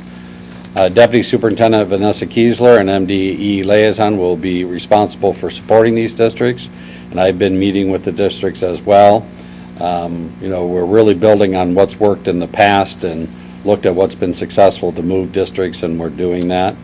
And so we'll keep you updated on these meetings as we move along and to keep you apprised of what's taking place. On the mascot issue, you know that we have asked the Attorney General if I do have the authority to withhold funding, and we're waiting for an answer from the Attorney General on that question. As soon as we get it, we'll share that with the board. In the meantime, if the Legislative Committee wishes to make any recommendations for us to take any action or request for any legislation, that's something that we would certainly like to hear from the Legislative Committee on. So we did send somebody to the Paw Paw meeting. At the board's request, I did send letters to districts who changed their mascot and congratulated them for doing that. And so we continue to engage in the conversation not only with ourselves but with the other department involved in this, and we'll keep you apprised as to what we're doing. On the special education, you know that we had a 6-month pause, and Terry did write up a 5-point plan, and so she's here to answer any questions. Does the board have this, or do I? No, they don't have that. All right, we'll get you copies of this. But the 5 issues, one was the sub-recipient issue and the role of ISDs in terms of the IDE federal grant requirements. During the past several months, the ISD special ed directors have been working with the MDE Office of Special Ed to design a system addressing the following 3 questions. What systems do you have in place to ensure that all districts know that IDEA requirements? 2, what systems do you have in place to understand how the districts are implementing those requirements? And 3, what systems do you have in place to address improvement needs? And this gets to that FAPE question that we were talking about earlier, is really making sure ISDs understand they have a responsibility for FAPE, and they have a responsibility in terms of working with their districts to identify and make improvements. The second issue is the state complaint process, and the answer that came out of that is the state will be leading any investigating results from a complaint issued against a local district or an ISD, but we will work in partnership with the ISD throughout the process in terms of the investigation and working with them to resolve the issue moving forward, with the state taking the lead on those investigations. As you know, in the past, it was the ISDs who took the lead on those investigations.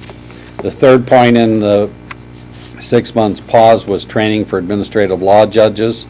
University professors of education law at Lehigh University Perry Circle will be facilitating an all-day training Thursday, March 16 for the LJs responsible for special education and the due process hearings. The training will address the issues of determining eligibility, evaluation, placement, and identification requirements under IDEA. So we're moving forward under training for our administrative law judges. The fourth issue that came up during that process was the due process hearing and state complaint investigation. A potential rule is being considered that would allow parents exercising their rights under IDEA to file a state complaint investigation request and to have that process complete before another entity could file for a due process hearing on the same issue. as you know, what was happening is parents would file a complaint, the district would file a due process, and the due process hearing would stop the investigative complaint process, and we think that's backwards. We think the investigation process ought to continue and finish before any other actions are taken. And so this is being reviewed by both the Michigan Office of Attorney General and the Federal Office of Special Education Programs, so that we make sure we move forward following the law in that process. Number 5, the 5th issue that was being dealt with, it was leveling the legal playing field, and that is looking for options for providing supports to parents when a district requests a due process hearing. And we're exploring how to make sure the child's interests are being represented and reduce the cost burden to families. And that's an ongoing process. It's nothing we can resolve because we're going to have to work with the legislature and others to come up with funding for that issue. So the 6-month pause determined these directions, and we're moving forward with them. I know we had said that there would be some opportunities we talked about earlier that I guess didn't occur, and I apologize for that. But certainly I think we're moving forward in a positive direction on that. The 21st Century Education Commission, I would like to thank the governor for creating the commission and for appointing board members Eileen and John, and then the co-presidents Dr. Z and Dr. Albrecht came on the commission when they took over as co-presidents. Experts were brought in from around the country, and including here in Michigan. There was a lot of thoughtful discussions that, and what came out were some ambitious, if not some controversial recommendations, which we'll deal with one in a minute. Certainly we understand Michigan is not performing where we want. We fell from 8th in the nation to 24th since 2000 per pupil funding in K-12 and 42nd in spending in colleges and universities. For both K-12 and higher education, the Commission urges the state to determine how much it costs to meet the standards and then figure out how to provide those funds. Talks about increasing funding for all levels of education. Talks about supporting universal preschool for all 4-year-olds who would like to be involved in those programs, parent choice. Maintain the current rigorous Michigan standards. Maintain M-STEP and SAT to measure those standards. Universal community college for all Michigan students, teachers needing more support and training throughout their careers, and of course the question that we'll discuss later and probably pass a resolution on, and that's how the state board gets elected or appointed. The Department of Education and intermediate school districts in this report also get some thoughts on how they could restructure to better serve local districts and raise student achievement. There's some providing facility funding for K-12 schools, including charter schools. Provide more opportunities for local districts to consolidate in an effort to match facilities to the number of students. Much of this work will need changes in state law to be accomplished, and I think what we'd like to do is continue to bring up these things and have the board take positions on them and see how they fit into our strategic plans and the goals that the board set. But overall, I think there were some very good things, including the funding, the preschool, the looking at the role of the department and how we can have more influence and while maintaining local control. Let's see, I think that concludes my report. Then we're going to move to Teacher of the Year. Gracie? Thank you. I'm busy. If you can go this in here. I use this regularly. I present quite a bit around the state, and I often ask groups to share what they see, think, and wonder as they look carefully at the image. And that's a strategy from Project Zero out of Harvard, making thinking visible. And we just engage in some dialogue around this. And ultimately, the reason I want to share this is because I last month was able to meet my cadre of State Teachers of the Year in Dallas, Texas, and Executive Director of CCSSO, Chris Minnick, addressed us and talked about how we need to get over that feeling of I don't belong, I don't belong here, I'm not worthy of representing my profession and my entire state, because there are so many people that influence us and our ability to even be in this sort of role. And he said it's not about qualification, it's about leadership, which resonated with me because there is a definition of leadership that has resonated, which is from Kevin Cruz. He wrote a Forbes article about and described it as it being a process of social influence which maximizes the efforts of others for the achievement of a goal. And that's some thinking that has really allowed me to transform my work in my own classroom and with my colleagues. And everywhere I go, it's just really about this idea of empowering others. And it begins ultimately with listening, to seek understanding from their point of view, and then thinking about what's the next right step forward from where they are. And so then that's where we start thinking about continuous improvement, and just keep taking those next right steps. This was a field trip that some of my administrators, so just in this idea of learning alongside one another, and process of social influence, where we're modeling what we really want from each other. Our administrators visited Fraser Public Schools, and because we're both on this journey of personalized learning or competency-based, so to be able to kind of share some of our own experiences and have some dialogue around our progress with that. This is just some PLC work. I've been supporting quite a bit at the secondary level in our district, which people are often surprised because I'm coming from elementary, but the work ultimately instructionally is not all that different.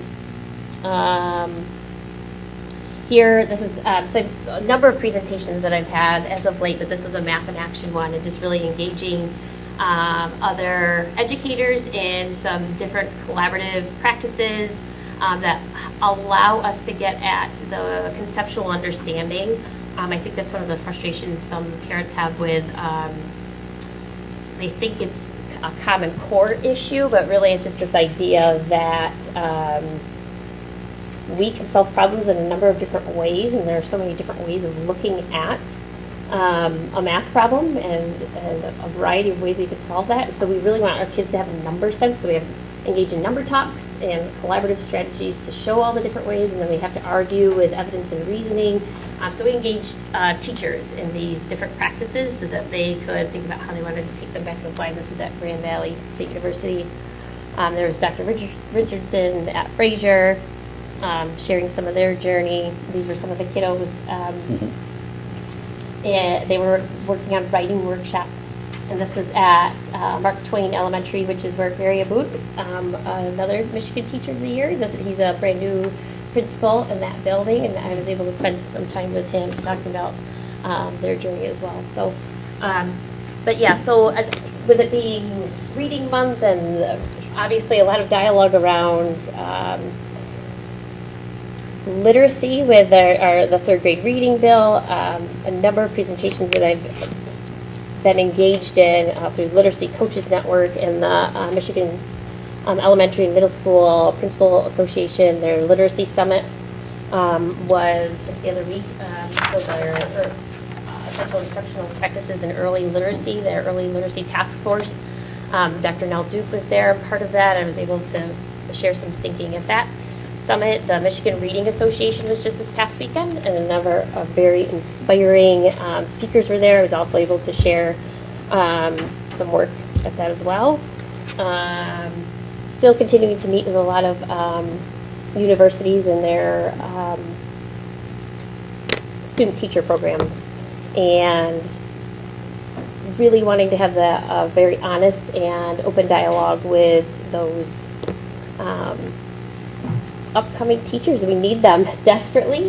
The numbers are quite low in the teacher prep program, and I'm reminding them that they are making the best decision ever, because this is, while it's probably some of the most challenging work, it is also the most rewarding work there is to engage in.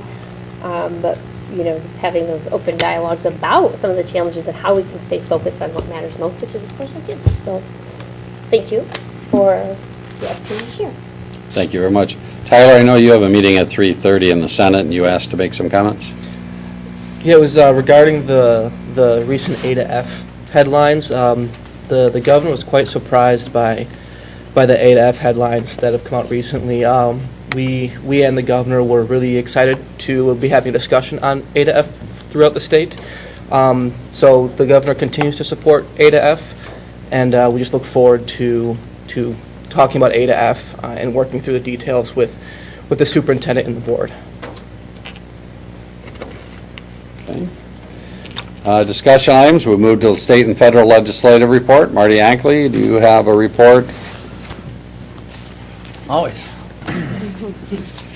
The legislature is in session this week. The appropriations process continues in both the House and the Senate, and there are meetings on both sides continuing. The Senate Education Committee met this afternoon, continuing to take up the Senate Bills 27 and 174 on 1280C and the accreditation process.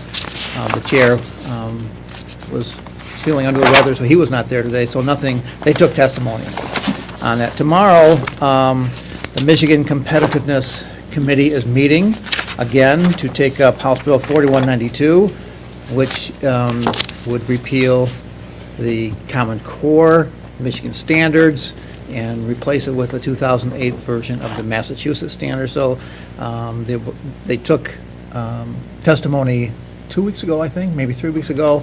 We'll be taking testimony again tomorrow, possibly acting on it tomorrow. Not sure yet.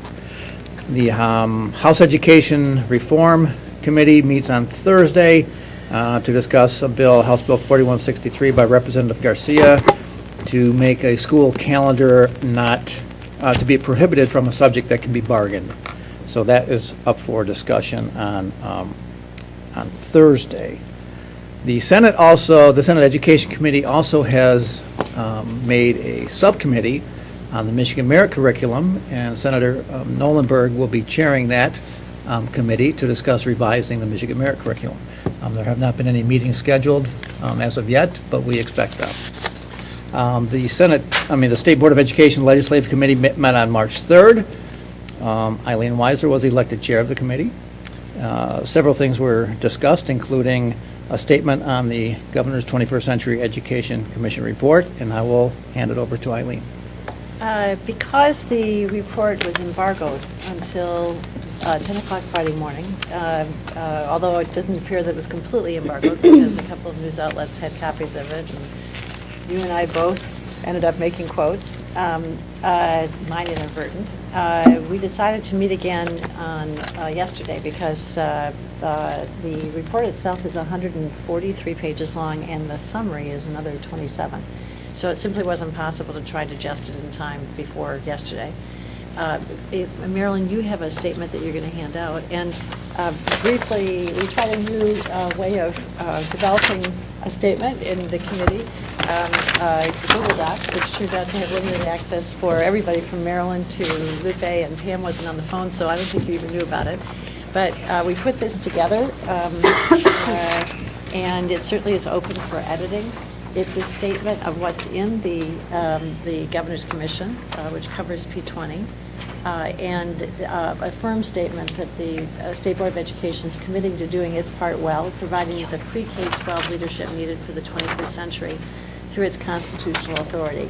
And that's because we have the Great Start Readiness Program within the department, which the board oversees. If you can take a minute to read the statement and then decide whether or not first it's appropriate to send it on. The people who were on the phone at that point, which included Dr. Zeile, Cassandra Elbridge, Michelle for a while, Nikki, me, Lupe, felt that it was important to comment now rather than to wait for the whole report to be reviewed. And I have another, I do have another statement, which was sort of there, as we were talking, I just want to share if I were to amend it or the edits that I would do. Just to be more general about our statement, just because we haven't really dug into the document, so if I can share that. I know we did do Microsoft Word, Google Docs, but Nikki, if you can feel read like- it. Yeah, so did you revise the whole a little statement? bit. Not I actually left most of the meat of what you. Yeah, the best thing to do is to give this to Marilyn, and then we Okay. can just put it on one sheet Got of it. paper. Okay. Here, if you want to pass around anyone has any. Anyone else need? Just speak. I mean, I just feel like to be more general and. Make it more general. So can you tell us what the Agree. changes are? Maybe that'd be the best way of doing it. They're not highlighted, so I can't tell. So I'll just read it for you guys. The State Board of Education acknowledges the March 10th, 2017 release of the Governor's 21st Century Education Commission Report. The document is comprehensive and displays the significance of educational leadership in improving education outcomes. The State Board of Education is committed to doing its part well, providing leadership in K through 12 and higher education through its constitutional authority. And then the second part, I didn't change at all, but did add the final sentence. Therefore, we oppose the elimination or appointment of the State Board of Education. Let's see here now. I'm trying to figure out what was left out, because I can see it's shorter. P20. Oh, I see you left out the fact that the commission report was on Michigan P20.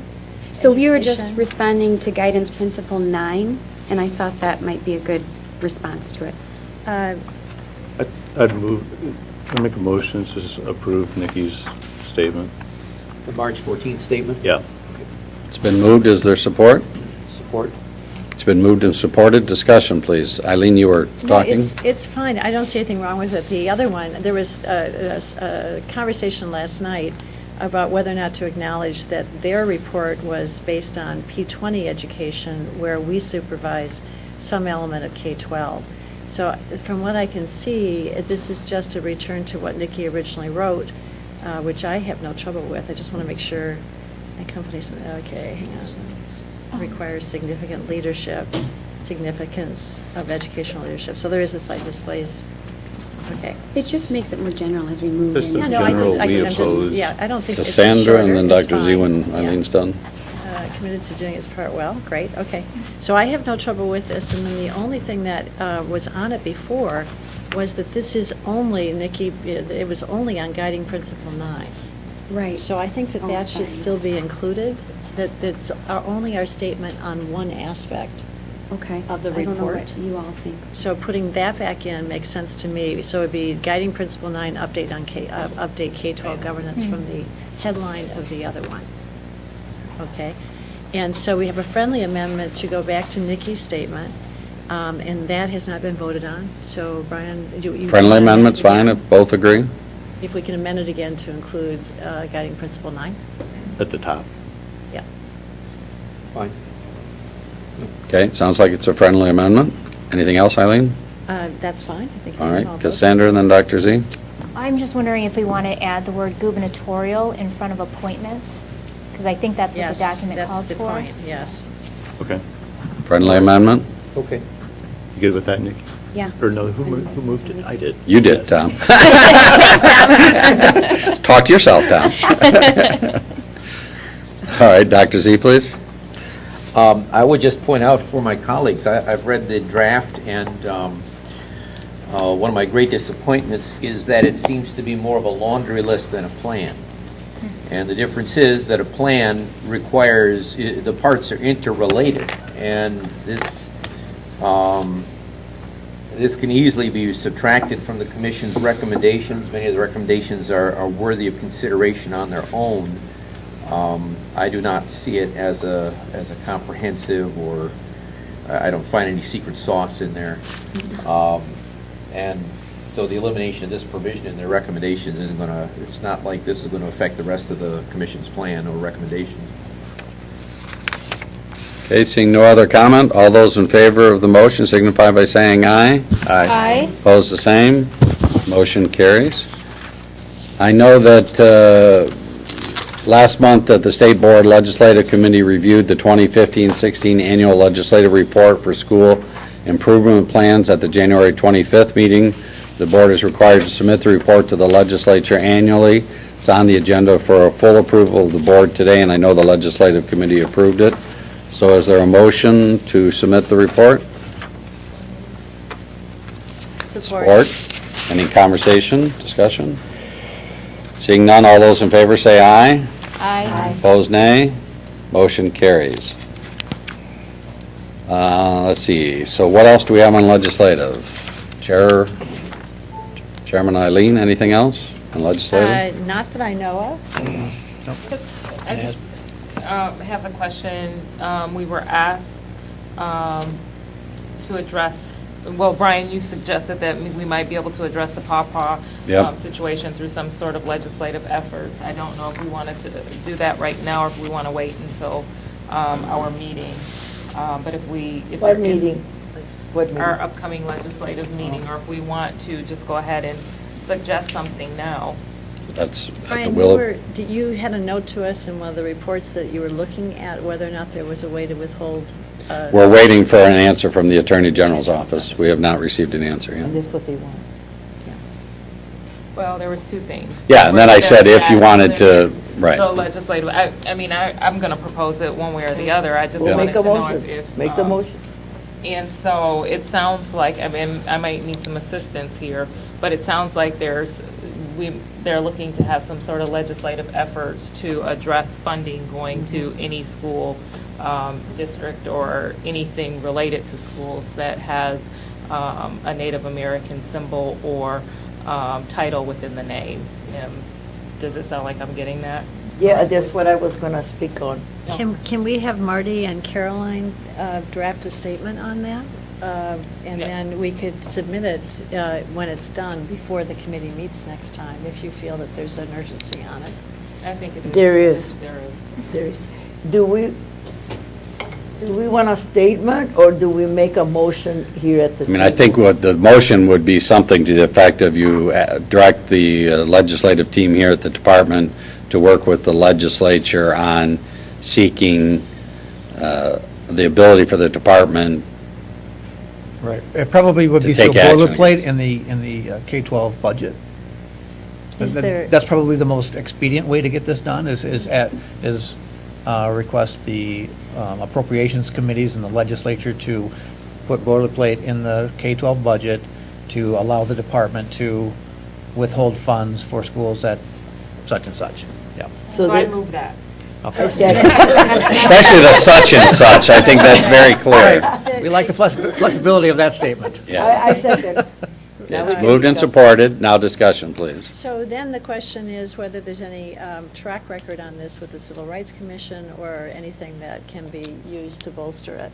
And I know that they've been going through years of trying to change it. I just don't know whether we can get any more reinforcements on trying to support this. I'll check. And what are the what are the specifics that we would ask for? Yeah. I think what they're asking for is to allow the state superintendent to withhold some funding for districts that have a demeaning mascot. Indian mascots or nicknames. Or names, Yes. yeah. Yeah. She's American used Indian in without training. Indian. But then that would have to be defined. Yes, Yeah. that's why I made say And then an civil appeal rights. process in case. Whatever it takes, we have to do it. Appeals, whatever. These people need help, and I wouldn't like what they're going through to be happening to me or my grandchild or my children. If you haven't lived through racism and this kind of treatment, I don't want you to go through it. I don't wish that on my worst enemy. And I have gone through that, and my feelings are starting to churn inside of me because I keep it oppressed. And when they're talking like that, and when we're talking about this certain subject, my feelings surface because that has happened to me, and it continues happening. I'm an elected official. I've been in my neighborhood as many years as I have, and it doesn't matter. Racism is there. It's very potent. It's very hurtful, and I want us to move forward with this. So let me recommend that part of this language say that the superintendent would send a letter to the district requesting the change in the demeaning mascot and give the local district 60 days to decide if they're going to take action or not. And at the end of 60 days, if they failed to take action, then the state superintendent could withhold school aid from that district of some amount until they change their mascot. And then they can, Yeah, is it mascot and names, or is it? it's the demeaning part of it. So I know, is Terry still here? No, but Terry's working with the tribes on this, and so there is a little bit of disagreement within the tribes about what is demeaning and what isn't. For example, somebody kept a name and the Indians were okay with it. Was that Central? Yeah. Chippewas, and they were okay with that. So it's the demeaning part, it's the red skin, it's the, so somehow that has to be defined, and we can work with them to do that, but. There's language in the state board's statement Anti-bullying? about Native American mascots that I can pull from. Okay. There'll be other resources. Yeah. So if someone is making that friendly amendment, I think Sandra is, then I accept that. I don't know what I'm I think that, but the process, we do need to, as Tom said, I think he's a valid point, that we need to have a little bit of a process. So, we could send a letter informing them they have 60 days. If they don't take action in those 60 days, then I could do something. I don't think you'd want to do it right away. You'd want to give the local district time to. And I would also like to ask whether there is any need for the Civil Rights Commission to be involved, because it is a rather, it's a pretty strong superintendent kind of motion, and I just wonder whether we're going to get pushback legally, as Tom was saying, because Tom's been in the legislature and he knows that you have to quantify things. So I don't want to add more process to it, but I want to make sure that if we do it, that it can fly, as opposed to just being pushed aside, because. And we can make sure we work with legal counsel on it. And it sounds as if, I don't know if I heard that correctly, but it sounded as if, in this particular case, the superintendent is. Being reprimanded. Is receiving pushback, so I don't, And the school board president. Right. I think Terry's trying to talk. Yeah, Terry, I'm sorry. Oh. My question was making sure that whatever it is that our superintendent tried to design to make sure that schools obeyed this without delaying it, was whether or not there needs to be Civil Rights Commission involvement, or anti-bullying, or policeman complaints. I mean, I don't know how much it takes. You folks are living this all the time. I don't know what it takes. The former director from OCR, Lisa, was actually pretty involved in these district issues pop off. So my guess would be that if OCR is involved, he would have to have some connection to that, but I'm not for sure. And they have been involved. We've been working together on it. It is a civil rights issue. Right, great, thank you.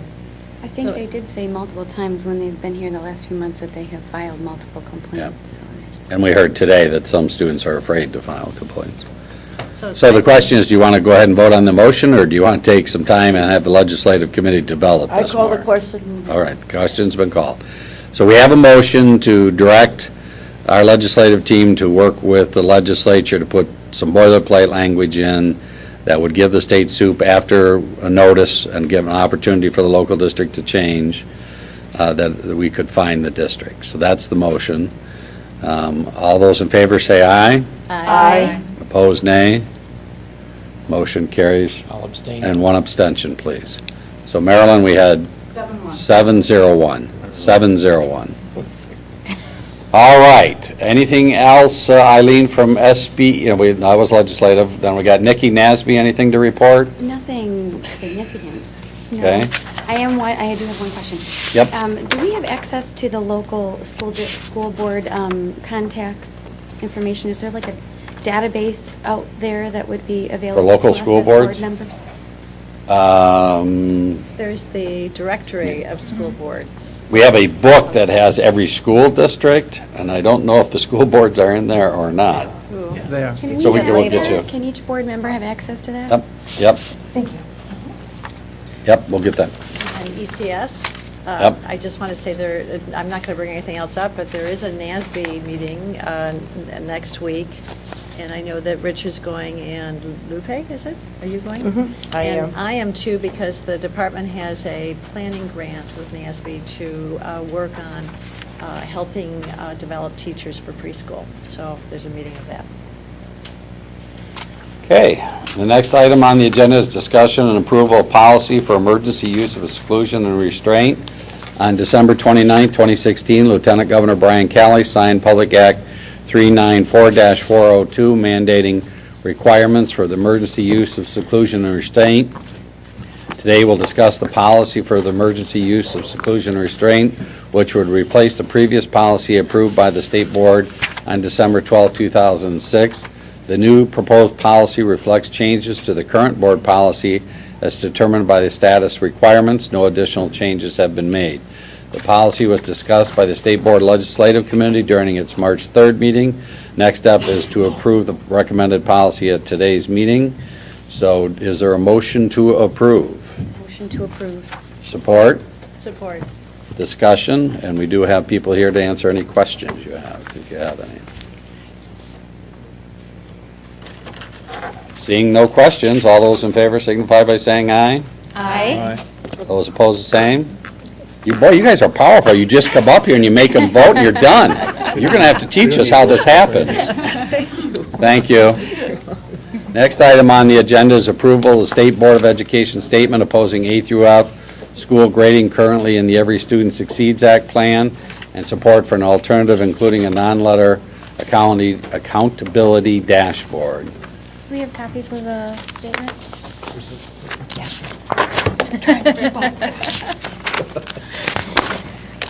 So I just want to say that I appreciate, and we all appreciate, the work that the department has done on the ESSA and the fact that the public has provided feedback on the plan. One of the major components of the ESSA plan is reimagining the state school accountability system. And thank you. Now that we're nearing the end of the process, I think it's important for the board to provide our direction and feedback, specifically as it relates to the accountability system. And so I want to thank Tom McMillan, who took the lead in drafting the statement you have in front of you, which is actually more of a resolution, I suppose. It's now being presented to the full board for consideration. The resolution states that the board is opposed to an A through F grading system for schools and supports a transparency dashboard which provides information for parents and taxpayers without necessarily creating the weighting system that goes with this information. So this is now being presented, and I would move that we support this statement. Moved by Cassandra, supported by Tom. Discussion. What, So Lupe and then Eileen, please. what would a dashboard look like? Right here. So it was that That's what we third saw option. So Do we have It would that? still have student proficiency, student growth, all these things with metrics, has it all. Just doesn't call 41% a B, which is what this one did, or 36% a C. Yeah, those percentages relate to something else, but I get your point. Right. I don't. So, And I'm the important one. yes, absolutely. I just wanted to mean that the percentages you were talking about related to something else, not, you got a B because of those percentages. Excuse me. Yep, keep going. What document are you looking at, Tom? The one, the ESSA plan that. Can we pull that back up on the Vanessa screen? gave us. Oh, the ESSA plan? Wait a minute, what is, from before. Let me, I have it here, maybe. Yep, I got Lupe, Eileen, and Tom. So I don't know if, yeah, you can pull it back up so we can see.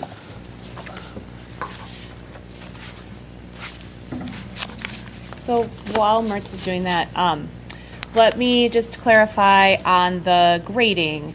It is not that 36% means a B. It's that, remember we talked about in the ADF that we proposed, targets are set based on the state distribution, that 75th percentile. So if the target, if the 75th percentile was 60%, let's say 60% of kids are proficient in ELA, that becomes the target that everybody's working toward. If a school was at 36%, 36% is what percent of 60? Like, it's 36%, it's not the target, but it's some percentage of all the points. Again, we can't don't think do what math that in is. public. Yeah, no, don't do math in public. So it's not, it's saying that's like the percentage of the points you got for that metric, and it would translate, this is back on this one. So a 36% proficient, and this is real. This would be a real example. A 36% proficiency rate would be a C, meaning that you were getting 70% of the points in that proficiency, and you'd be given a C. Like your grade, it's like your grade on a test would be a C. So that's just clarifying what that was. Your question was, what would it look like, Lupe, which is more like this. I mean, again, this is not what we've spent the last year and a half developing, so it's got a little bit less detail than the first one. But it'd be something like this, where values are presented, but no judgment is made. So it just says the school rate is 36%, but it doesn't say, oh, that's a C, or that's a D, or that's a whatever. And then we have the state value right there. So you see the state value in this particular, I think we use math to mock this up. This is a real number too. The state value is 38%. School's at 36%. So it's near the state average.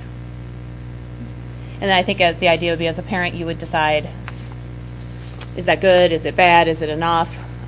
Again, it doesn't even say necessarily, is 38% enough for all of us? Like, it doesn't have that sort of target question. Just presents information with some contextualization about what that is. In general, when people do dashboards, there is some reference point, so parents have some way to understand, is 36 like near the average, way below the average? You know, the number without some context is a little harder to interpret, particularly given, well, yeah, I mean, I don't think parents have a natural metric in their head to know what these things should be, quote unquote, or even what they are. So something to this effect. Continue, please, Lupe, and then we're going to Eileen. So- Yep. Okay, I'm talking about my parents. I'm talking about, a little while ago, we talked about those parents, those students in the poverty. How do you think my parents are gonna understand something like this? They don't even speak English. And they're gonna be confronted with something like this. They're not gonna understand that. And how is this going to help my students achieve academic excellence or academic improvement? How is this going to help them? Can we offer a translated version with expanded knowledge on each one of those things in a readable format upon request? Is that something Right. we could Yeah, do? I mean, as people who develop this, Cassandra, can we answer that, Lupe? Is that okay? Yep. I mean, I think that we can make it, we certainly, as Brian said, we're going to have a non-letter grade, hopefully, and that we can work with you and others to make it as readable or as usable as possible. It's just that we're not going to assume that Lansing knows that we're going to take 38% of this number and 13% of that one, and we're not going to suggest that we have that secret sauce, as Dr. Z would say, but that we're going to help parents say, maybe they think growth is more important, much more important than any of the other ones, and so that they'll be able to make sure that it's readable, it's easy to see.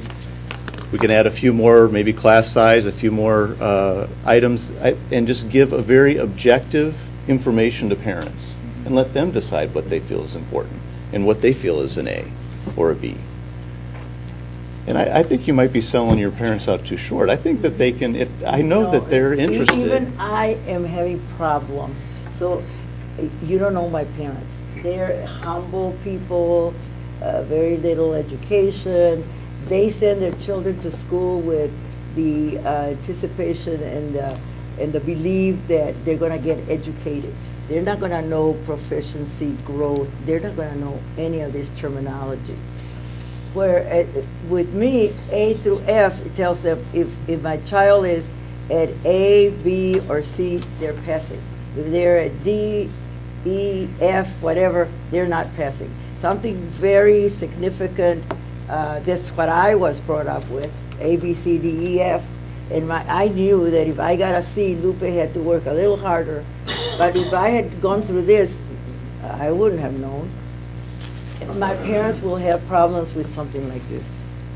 But can I just say, you would also have known that if you received a C, what that meant. That a C meant you received a 70% out of 100. That's really easy to understand.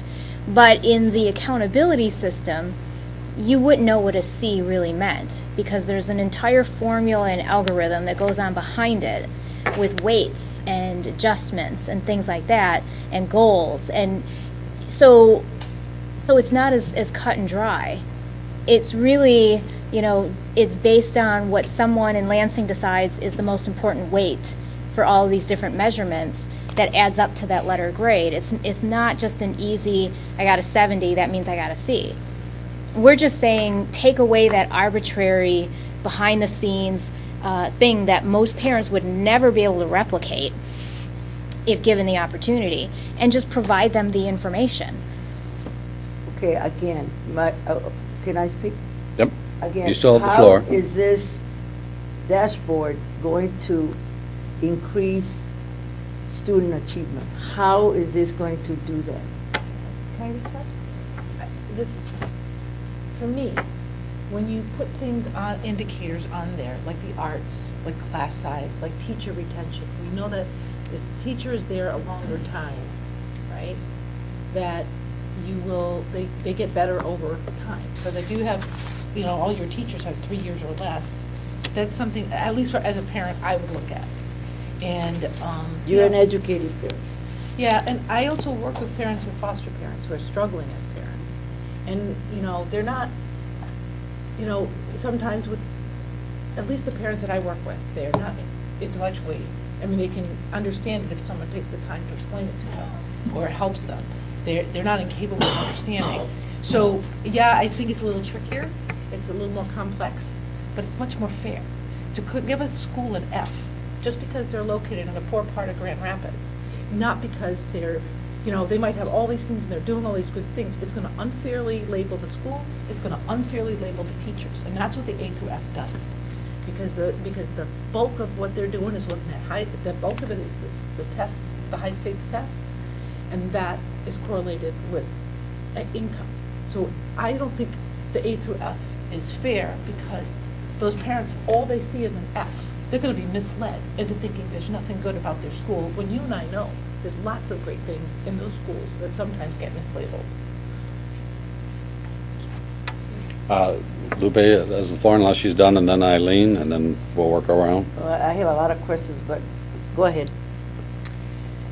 So, in a previous incarnation, I chaired reporting and dissemination for the National Assessment Governing Board, and we faced a very similar problem, only we went a lot further. We actually released a website that cost more money than you could possibly imagine, which was totally indecipherable to the intended audience.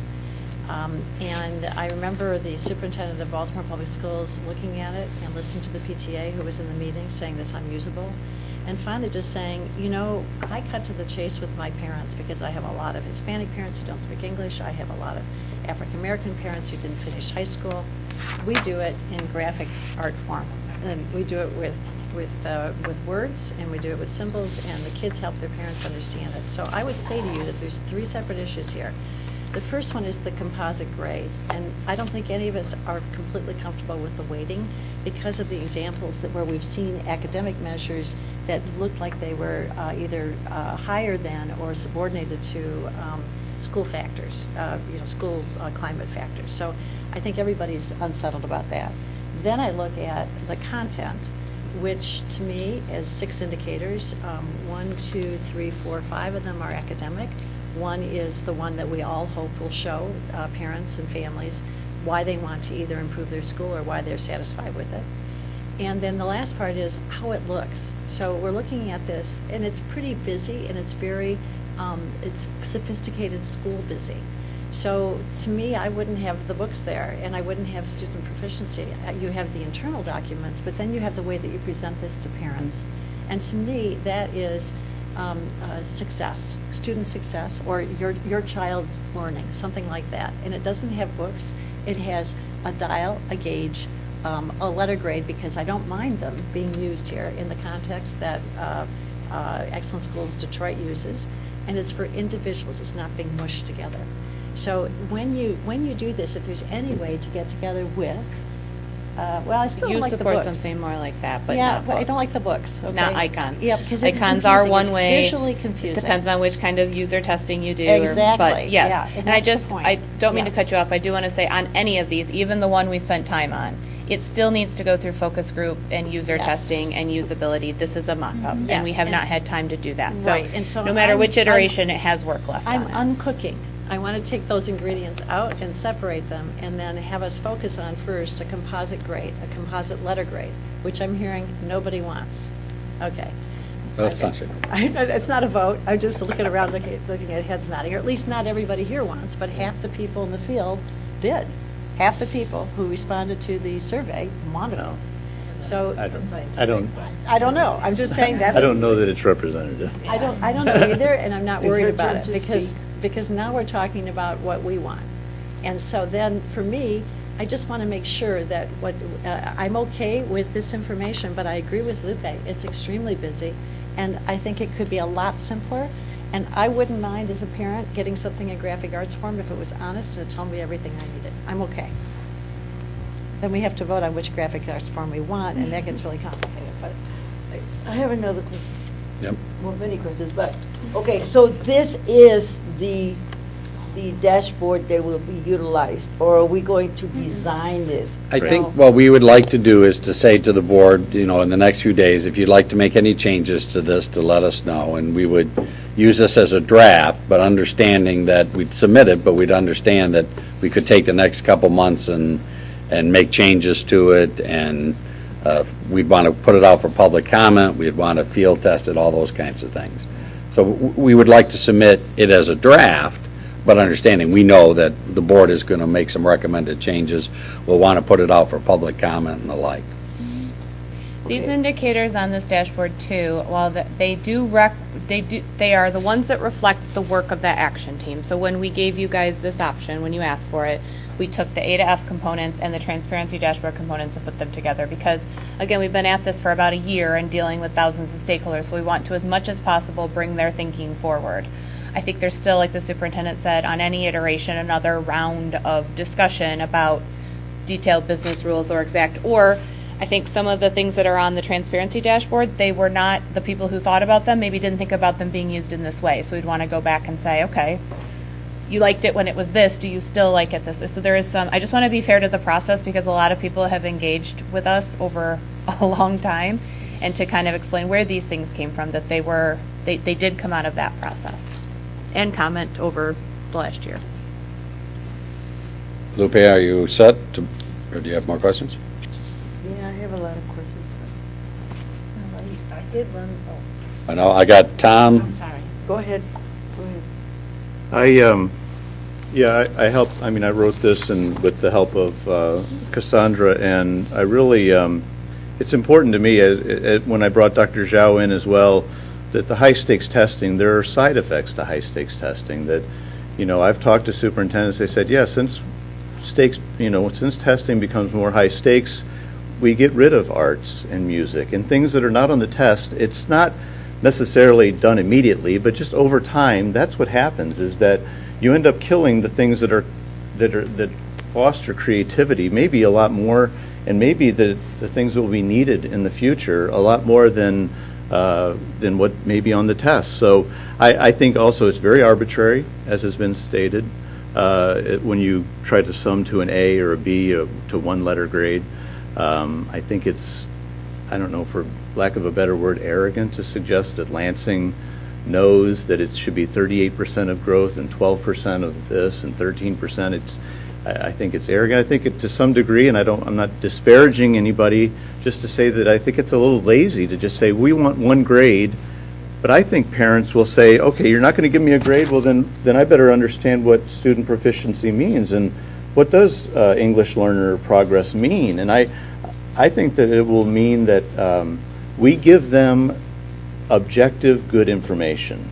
And the parents, and I like wrestling with that. Which one? Is it class size? Is it, let's wrestle with the ones and let's start focusing on more than just a few metrics or, I think it opens it up. It opens the discussion up of what is it that parents want out of schools. And let's make sure that we can give them as much objective, but not confusing, like Eileen is saying. It needs to be in an orderly fashion, but I think it's good to have this discussion about a dashboard is a lot better. It's a lot more parent-friendly. I believe it's a lot more for local control purposes. They can, they're not just always worried about what's this going to do to the exam, what's this going to do to our letter grade. It's going to be what's best for the kids. That's going to be the question, and that's going to be their focus. And so I think that this is the right direction. I do think that I was told that the board would develop the dashboard with the help of MDE or in conjunction with, but I think that it needs to be very useful.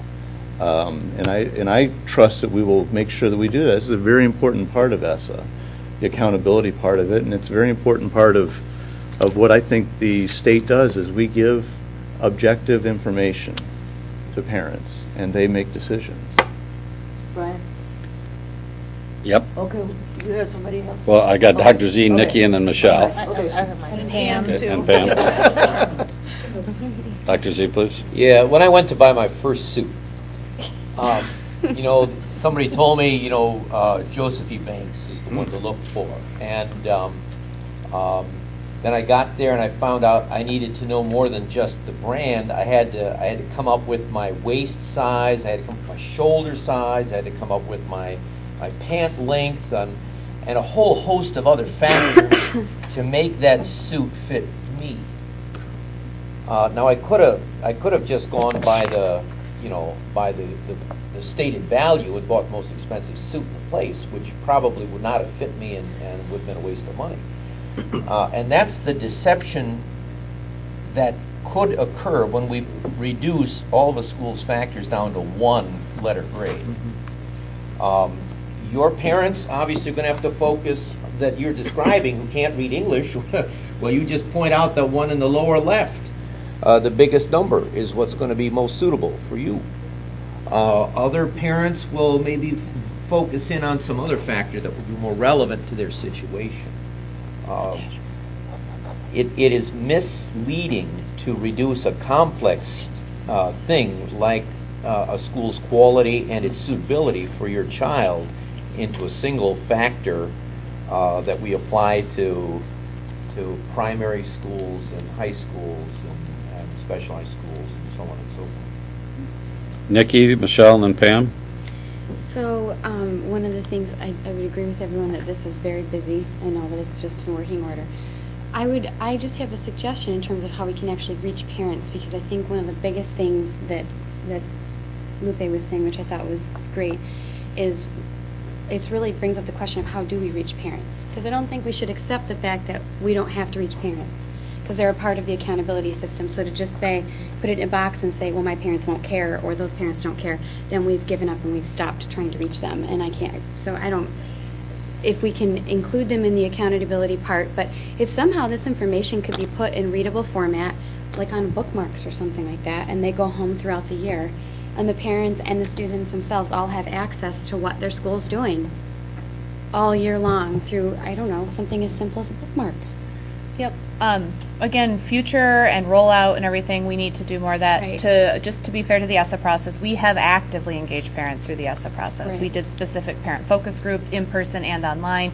We included PTA and other parent groups in our state. So we, at no point is the department's position. No, I mean like parents, the parents that aren't engaged. Right. No, we understand, and we want to look at. It's why we translated the plan into Arabic and Spanish. I mean, we have been really working harder to get all the way to parents, and think that a lot of that work will be at implementation time. Like once we agree to the general direction of what we're doing, then yeah, getting it all the way down that delivery pipeline to parents is certainly the goal, regardless of whatever thing it is. I mean, we feel that way about assessment results, accountability results, what's going on in the schools, the teacher quality, like all of that. We have to continue working on how we better engage parents. We're starting, as part of the 10 and 10, a family engagement initiative here at the department to make sure we have aligned and coherent family engagement. So agreed, totally. Just want to very much support what you were saying. Anything else? No, Michelle and then Pam? I just wanted to point out that both the MEA and the AFT support this statement. And so think,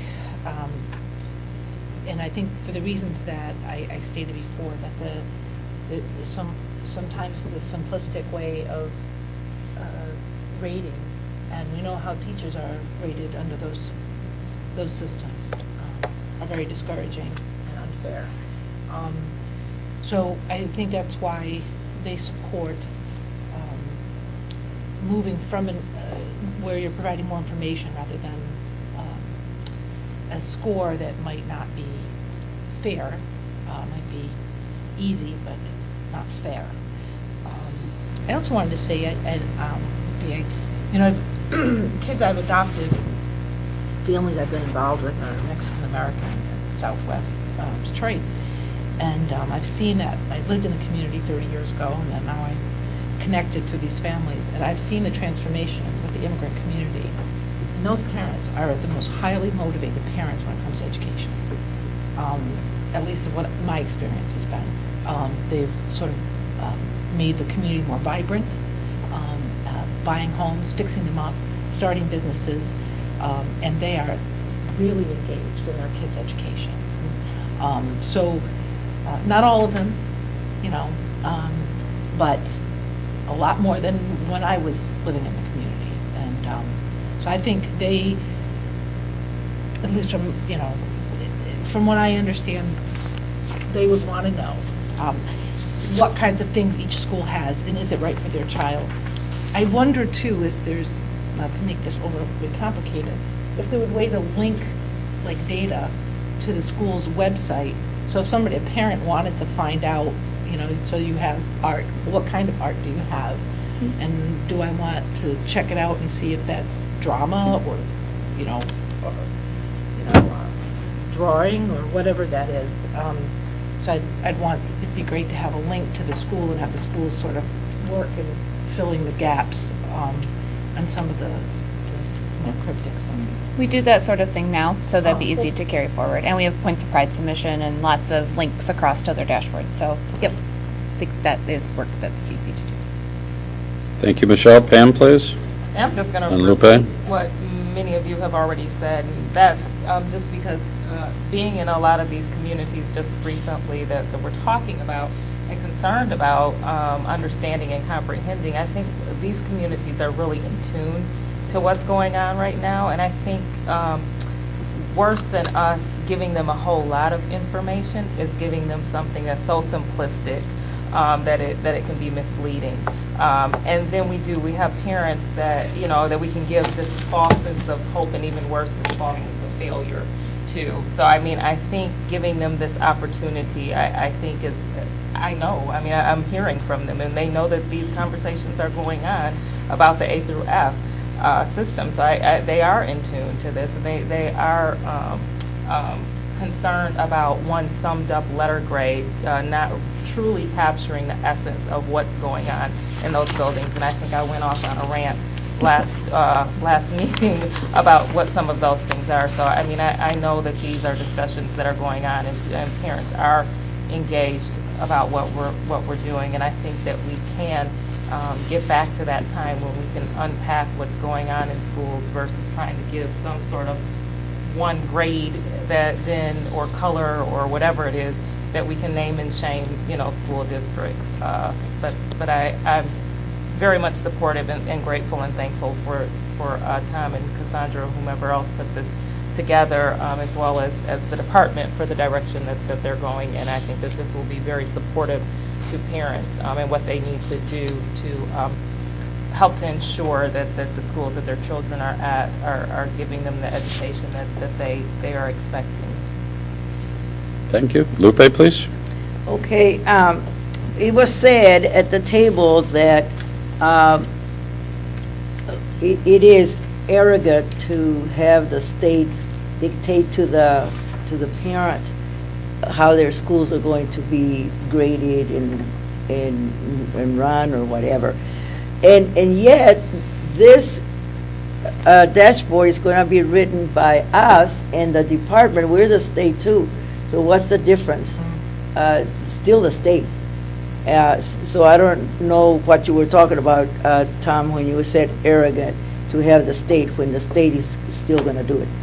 me- Also, do you want me to let you know? also, when I finish. Okay, thank you. Also, the Detroit schools, the legislature gave them some funding so they could improve their schools, and their grading system is A through F. So does that, and they have to comply with that. So does that mean that they're going to have the A through F and a dashboard too?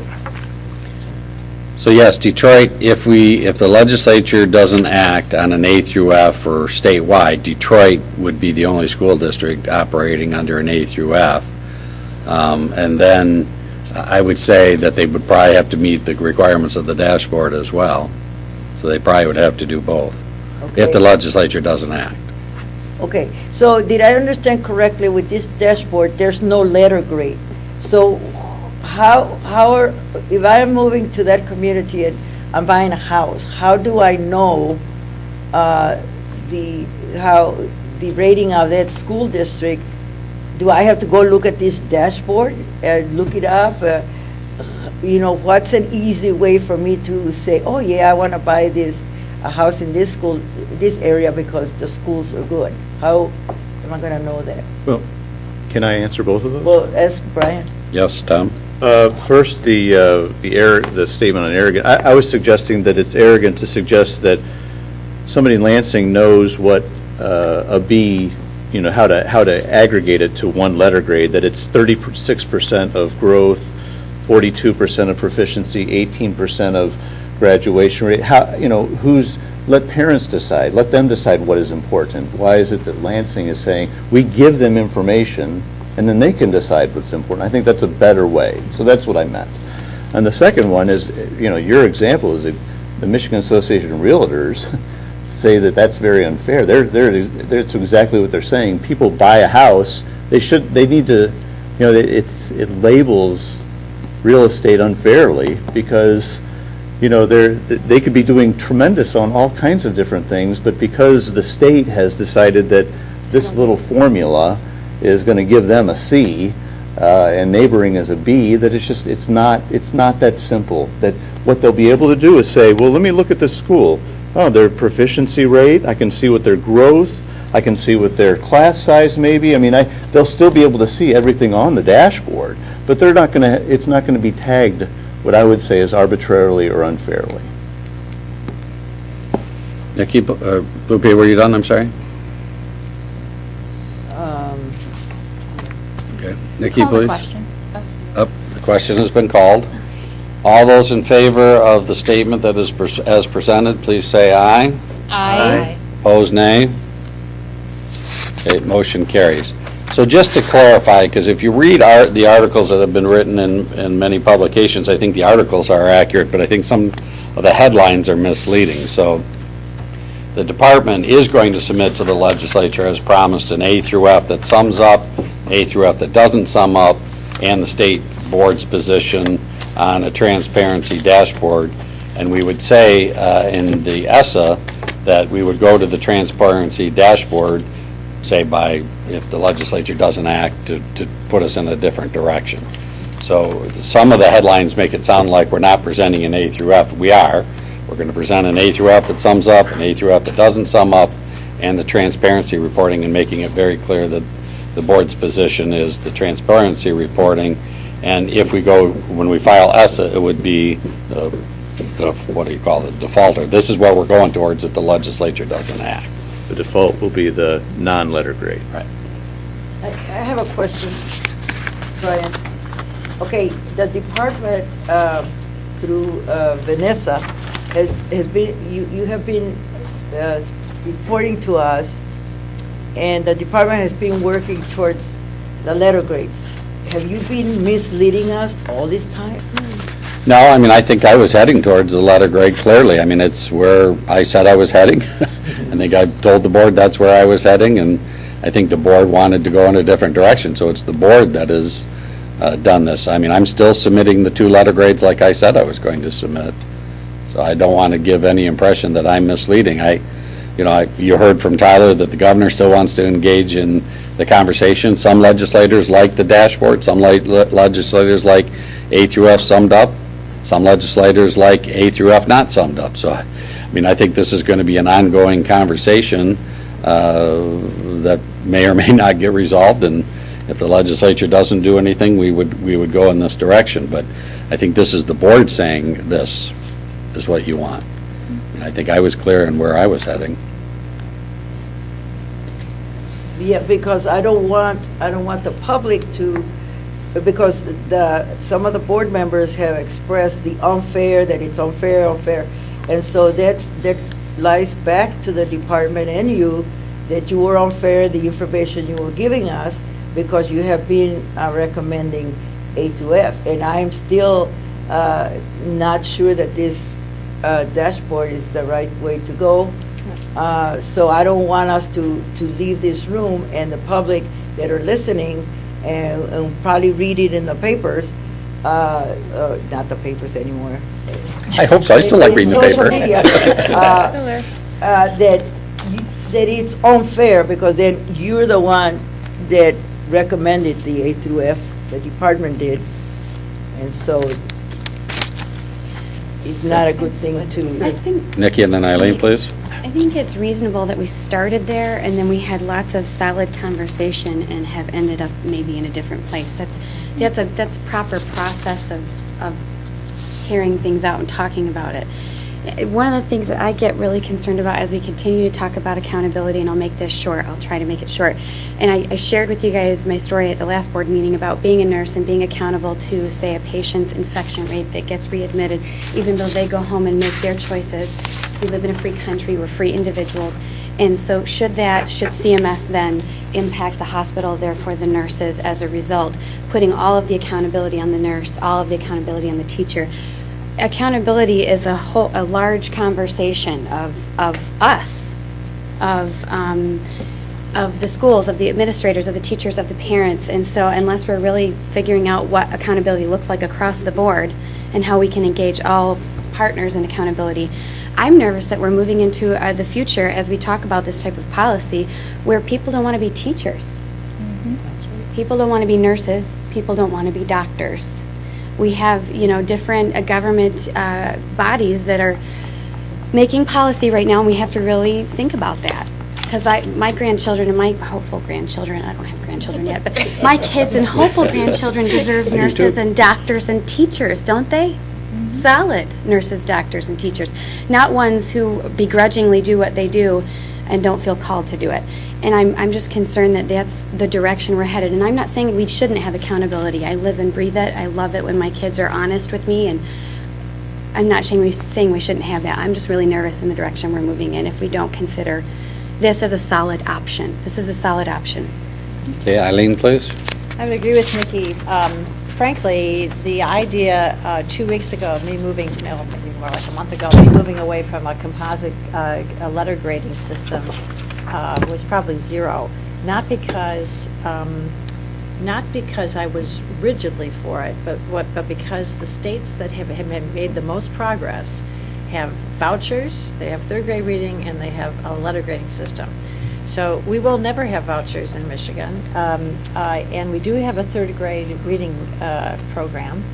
But I want to do something. The letter of the law in ESSA says that it has to give more weight to academics than to other factors, and it must be transparent to the public. So there's two more checks to go through. It's the legislature and the governor and USDOE.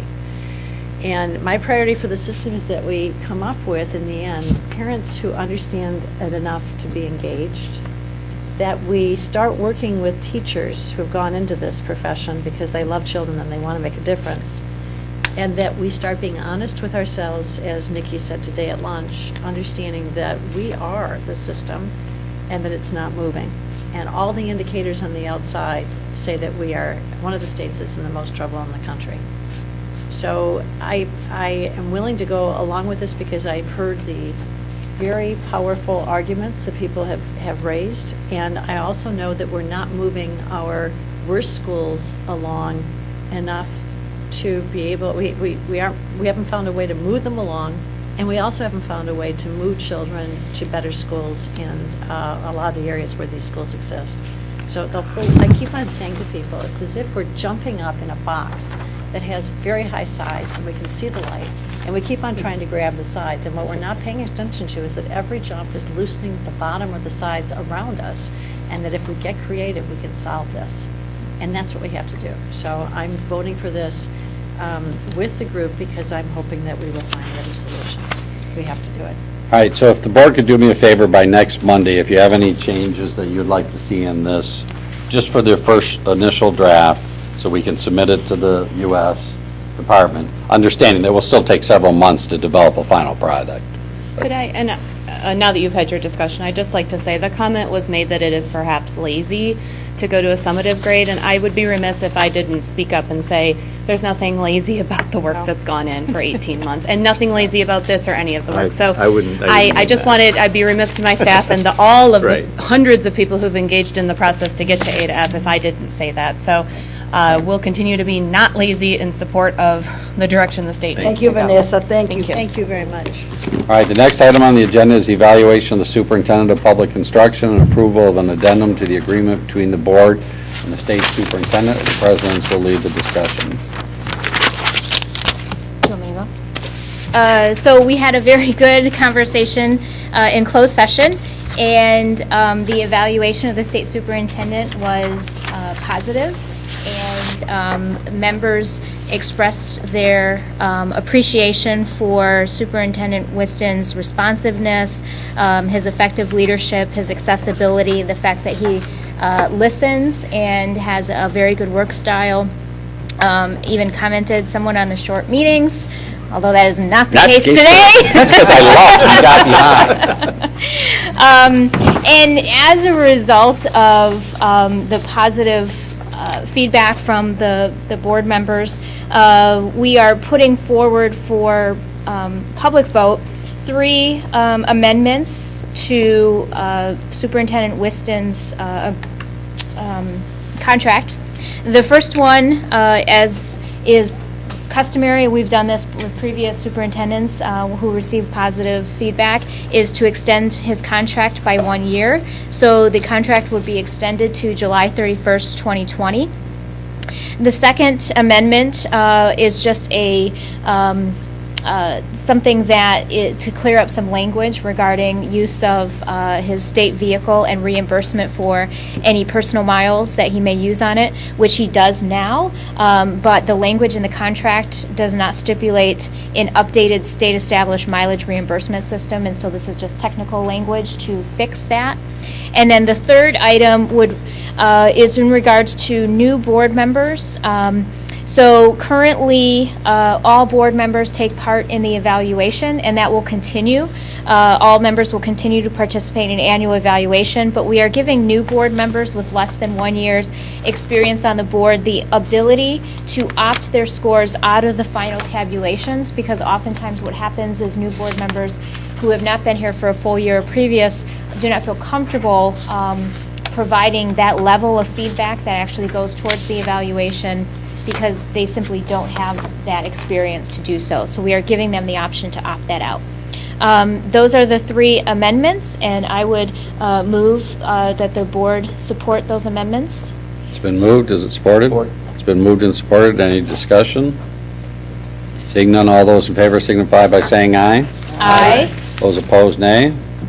Motion carries, and I thank the board for the evaluation and for our working relationship together, and encourage us to continue to work towards moving education forward. And that's even means sometimes we get to argue and disagree, and that's healthy, and we'll come to better decisions because of that. So that's good. For all that, you're sentenced to 1 more year. Yes, I noticed that one. When you say 2020, that doesn't sound good. All right. Are there any items the board on the consent agenda? Are there any items on the board wishes to have removed from the consent agenda? Seeing none, is there a motion to recommend the consent agenda? So moved. Support. It's been moved and supported. Any questions? Seeing none, all in favor signify by saying aye. Aye. Those opposed, the same. Motion carries. Comments by state board members? You've not made any today, so. I just want to say thank you for voting for the policy for the restraint and exclusion. I know I had Good work. asked you for guys' support on that, and I sincerely appreciate it. That was good work.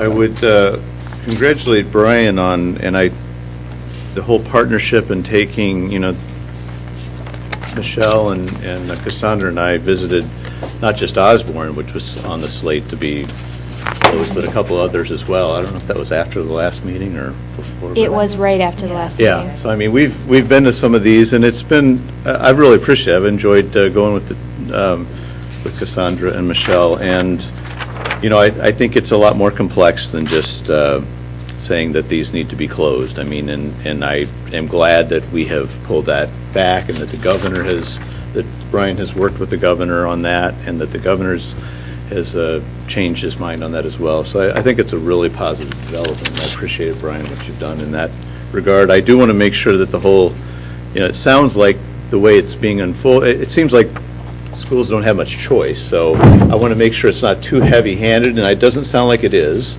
but I do want to make sure as much of the local input as possible. I don't want it to be as very top-down, but we do need to see results, or we need to see solutions at least. And I also wanted to, Vanessa, I wanted to say that I was not suggesting if I was lazy. I just was talking about people looking at trying to evaluate, not how it was developed and things like that. So that was certainly not what I meant. All right, thank you very much. So future meeting, oops, I'm sorry, Lupe, please. No, I have to speak. Yep. I haven't Appreciate you. spoken today. Well, I'm going to take it to a different level, a different topic, a different conversation. On March 31st is Cesar Estrada Chavez's birthday. And Cesar Estrada Chavez is a hero within my community, which is your community, because he's not only known in our country, but he's known international. And I don't know how many of you know, but when I came to this beautiful state, I came as a migrant farm worker from Texas to here. And so I would harvest the crop in the Thumb area, in Old Mission Peninsula, and then we would travel to Indiana to pick tomatoes, and then we would go home. So these are the people that Cesar Estrada Chavez helped, the farm workers, the people that put food on our table every day. And so those are the students that Lupe helps with, together with the community. And our main focus is to solicit funds to help students of families that are farm workers and or DACA students with monies so they can continue their higher education. And we have like 6 universities and colleges that are part of our group. And so we have endowed 6 scholarships at GRCC. We have endowed 5 at Grand Valley State University, Davenport University, and Aquinas College. So we're moving in that direction. Now, to end my remarks are 2 things.